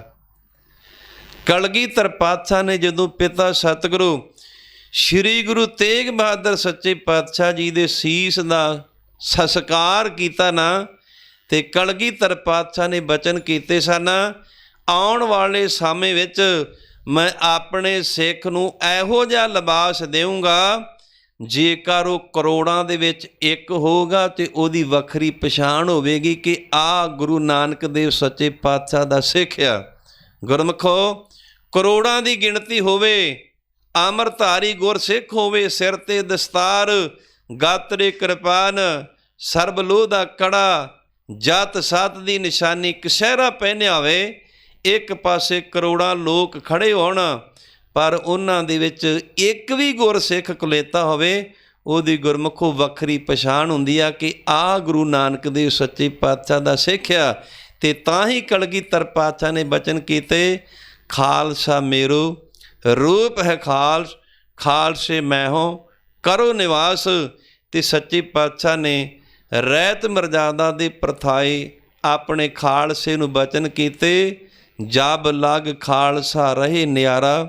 ਜਦੋਂ ਤੱਕ ਸਾਡਾ ਖਾਲਸਾ ਦੁਨੀਆ ਦੇ ਲੋਕਾਂ ਨਾਲੋਂ ਨਿਆਰਾਪਨ ਰੱਖਦਾ, ਨਿਆਰੇਪਨ ਨੂੰ ਧਾਰਨ ਕਰਦਾ, ਤਬ ਲਗ ਤੇਜ ਦਿਓ ਮੈਂ ਸਰ, ਉਦੋਂ ਸਾਡਾ ਖਾਲਸੇ ਨੂੰ ਸਾਰਾ ਤੇਜ ਪ੍ਰਤਾਪ ਬਖਸ਼ਿਸ਼ ਹੁੰਦਾ। ਗੁਰਮੁਖੋ, ਦੇਵੀ ਦੇਵਤੇ, ਪੀਰ ਪਕੰਬਰ, ਵਲੀ ਔਲੀਏ ਅਵਤਾਰ ਦੁਨੀਆ 'ਤੇ ਬਹੁਤ ਆਏ, ਪਰ ਜੋ ਗੁਰੂ ਨਾਨਕ ਦੇਵ ਸੱਚੇ ਪਾਤਸ਼ਾਹ ਕਲਗੀਧਰ ਪਾਤਸ਼ਾਹ ਨੇ ਆਪਣੇ ਪੰਥ ਨੂੰ ਦਿੱਤਾ, ਕੋਈ ਨਹੀਂ ਗੁਰਮੁਖੋ ਦੇ ਸਕਿਆ। ਵੇਖੋ, ਆਪਾਂ ਅੰਮ੍ਰਿਤ ਛਕਣਾ ਤੇ ਰਹਿਤ ਰੱਖਣੀ ਆ, ਕੁਛ ਨਹੀਂ ਕਰਨਾ, ਪਰਿਵਾਰ ਵੀ ਨਹੀਂ ਛੱਡਣਾ, ਰਹਿਣਾ ਵੀ ਪਰਿਵਾਰ ਦੇ ਵਿੱਚ ਆ, ਰਹਿਣਾ ਵੀ ਪਰਿਵਾਰ ਦੇ ਵਿੱਚ ਆ, ਰਹਿਣਾ ਵੀ ਸੰਸਾਰ ਦੇ ਵਿੱਚ ਆ, ਆਪਣੀ ਕਿਰਤ ਵੀ ਕਰਨੀ ਆ, ਪਰ ਰਹਿਤ ਰੱਖਣੀ ਆ। ਜਿਹੜਾ ਰਹਿਤ ਰੱਖਦਾ, ਖੰਡੇ ਬਾਟੇ ਦਾ ਅੰਮ੍ਰਿਤ ਛਕ ਕੇ ਕਲਗੀਧਰ ਪਾਤਸ਼ਾਹ ਉਸ ਸਿੱਖ ਨੂੰ ਆਪਣਾ ਸਾਰਾ ਤੇਜ ਪ੍ਰਤਾਪ ਬਖਸ਼ਿਸ਼ ਕਰਦੇ ਆ। ਅਤੇ ਕਲਗੀਧਰ ਪਾਤਸ਼ਾਹ ਦਾ ਤੇਜ ਪ੍ਰਤਾਪ ਕਿੰਨਾ, ਗੁਰਮੁਖੋ ਕੋਈ ਅੰਤ ਨਹੀਂ ਪਾ ਸਕਿਆ। ਉਹਨਾਂ ਦੇ ਤੇਜ ਪ੍ਰਤਾਪ ਅੱਗੇ ਚੰਦ ਤਾਰੇ ਸੂਰਜ ਵੀ ਗੁਰਮੁਖੋ ਫਿੱਕੇ ਪੈ ਜਾਂਦੇ ਆ ਕਲਗੀਧਰ ਪਾਤਸ਼ਾਹ ਦੇ ਤੇਜ ਪ੍ਰਤਾਪ ਅੱਗੇ। ਜਦੋਂ ਅਸੀਂ ਰਹਿਤ ਮਰਜ਼ਾਦਾ ਵਿੱਚ ਪਰਪੱਕ ਰਹਿੰਦੇ ਹਾਂ, ਖੰਡੇ ਬਾਟੇ ਦਾ ਅੰਮ੍ਰਿਤ ਛਕਦੇ ਹਾਂ, 5 ਕਕਾਰੀ ਰਹਿਤ ਰੱਖਦੇ ਹਾਂ, ਸ਼੍ਰੀ ਗੁਰੂ ਗ੍ਰੰਥ ਸਾਹਿਬ ਜੀ ਮਹਾਰਾਜ ਸੱਚੇ ਪਾਤਸ਼ਾਹ ਨੂੰ ਆਪਣਾ ਗੁਰੂ ਮੰਨਦੇ ਹਾਂ, ਦੰਬੀਆਂ ਪਖੰਡੀਆਂ ਦੇ ਡੇਰਿਆਂ 'ਤੇ ਨਹੀਂ ਜਾਂਦੇ। ਕਲਗੀਧਰ ਪਾਤਸ਼ਾਹ ਦਾ ਆਪਣੇ ਸਿੱਖ ਨੂੰ ਸਾਰਾ ਤੇਜ ਪ੍ਰਤਾਪ ਬਖਸ਼ਿਸ਼ ਹੁੰਦਾ। ਜਿੱਥੇ ਕਲਗੀਧਰ ਪਾਤਸ਼ਾਹ ਨੇ ਇੰਨੀਆਂ ਰਹਿਮਤਾਂ ਇੰਨੀਆਂ ਬਖਸ਼ਾਂ ਕੀਤੀਆਂ ਅਤੇ ਨਾਲ ਗੁਰਮੁਖੋ ਸਾਨੂੰ ਤਾੜਿਆ ਵੀ ਆ, ਝਿੜਕਿਆ ਵੀ ਆ। ਉਹ ਕਿਸ ਤਰ੍ਹਾਂ? ਜਬ ਇਹ ਗਹਿ ਵਿਪਰਨ ਕੀ ਰੀਤ ਮੈਂ ਨਾ ਕਰੂੰ ਇਨ ਕੀ ਪ੍ਰਤੀਤ। ਜਦੋਂ ਸਾਡੇ ਖਾਲਸੇ ਨੇ ਰਹਿਤ ਮਰਜ਼ਾਦਾ ਛੱਡ ਦਿੱਤੇ, ਦੂਜੇ ਮਤਾਂ ਦੀਆਂ ਰੀਤੀਆਂ ਨੂੰ ਅਪਣਾ ਲਿਆ, ਉਦੋਂ ਮੈਂ ਆਪਣੇ ਖਾਲਸੇ ਦੀ ਕਦੇ ਵਾਸਤੇ ਪ੍ਰਤੀਤ ਭਰੋਸਾ ਵਿਸ਼ਵਾਸ ਨਹੀਂ ਕਰਾਂਗਾ। ਗੁਰਮੁਖੋ ਉਦੋਂ ਸਾਨੂੰ ਸਜ਼ਾ ਕੀ ਮਿਲਦੀ ਆ? ਕਤਕ ਕਰਮ ਕਮਾਵਣੇ ਦੋਸ਼ ਨਾ ਕਾਹੂ ਜੋਗ ਪਰਮੇਸ਼ਰ ਤੇ ਭੁੱਲਿਆ ਵਿਆਪਨ ਸਭੇ ਰੋਗ। ਜਦੋਂ ਗੁਰੂ ਪਰਮੇਸ਼ਰ ਨੂੰ ਭੁੱਲ ਜਾਈਏ ਉਦੋਂ ਅਨੇਕਾਂ ਤਰ੍ਹਾਂ ਦੇ ਦੁੱਖ ਰੋਗ ਇਸ ਧਰਤੀ ਦੇ ਪਰਲੋਕ ਦੀਆਂ ਅਨੇਕਾਂ ਤਰ੍ਹਾਂ ਦੀਆਂ ਸਜ਼ਾਵਾਂ ਭੋਗਣੀਆਂ ਪੈਂਦੀਆਂ। ਇਹ ਸਤਿਗੁਰੂ ਸਾਹਿਬ ਜੀ ਦੀ ਕਿਰਪਾ ਦਾ ਸਦਕਾ ਆਪਾਂ ਸਾਰਿਆਂ ਨੇ ਪਾਵਨ ਗੁਰਬਾਣੀ ਦੀ ਕਥਾ ਵਿਚਾਰ ਸਰਵਣ ਕੀਤੀ ਹੈ। 10 ਪਾਸੋਂ ਪਾਵਨ ਗੁਰਬਾਣੀ ਦੀ ਕਥਾ ਵਿਚਾਰ ਕਰਦਿਆਂ ਏਕ ਨਹੀਂ ਅਨੇਕ ਹੀ ਪ੍ਰਕਾਰ ਦੀਆਂ ਬੇਅੰਤ ਬੇਅੰਤ ਬੇਅੰਤ ਭੁੱਲਾਂ ਤਰੁੱਟੀਆਂ ਜ਼ਰੂਰ ਹੋਈਆਂ ਹੋਣਗੀਆਂ। ਧੰਨ ਸਤਿਗੁਰੂ ਸ੍ਰੀ ਗੁਰੂ ਗ੍ਰੰਥ ਸਾਹਿਬ ਜੀ ਮਹਾਰਾਜ ਸੱਚੇ ਪਾਤਸ਼ਾਹ ਅਤੇ ਗੁਰੂ ਕੀ ਖਾਲਸਾ ਸਾਧ ਸੰਗਤ ਨੇ ਹੋਈ ਭੁੱਲ ਚੁੱਕਦੀ ਖਿਮਾ ਬਖਸ਼ਣੀ, ਅੱਗੇ ਵਾਸਤੇ ਸਮਤ ਬਖਸ਼ਣੀ। ਸਤਿਗੁਰੂ ਸਾਹਿਬ ਜੀ ਰਹਿਮਤ ਕਰਨ। ਪੜ੍ਹੀ ਗੁਰਬਾਣੀ ਕੀਰਤਨ ਕਥਾ ਵਿਚਾਰ ਦਾ ਮਹਾਤਮ ਆਪਣੇ ਸਾਰੇ ਹੀ ਕਲਯੁਗੀ ਜੀਵਾਂ ਦੇ ਹਿਰਦਿਆਂ 'ਤੇ ਵਸਾਉਣ, ਤਾਂ ਕਿ ਆਪਣਾ ਸਾਰਿਆਂ ਦਾ ਇਹ ਲੋਕ ਸੁਖੀਏ ਪਰਲੋਕ ਸਹੇਲੇ। ਨਾਨਕ ਹਰ ਪ੍ਰਭੂ ਆਪੇ ਮੇਲੇ ਦੀ ਦਾਤ ਨੂੰ ਆਪਾਂ ਸਾਰੇ ਪ੍ਰਾਪਤ ਕਰ ਸਕੀਏ ਜੀ। ਐਸਾ ਨਾਮ ਨਿਰੰਜਨ ਹੋਏ ਜੇ ਕੋ ਮਨ ਜਾਣੈ ਮਨ ਕੋਏ। ਵਾਹਿਗੁਰੂ ਜੀ ਕਾ ਖਾਲਸਾ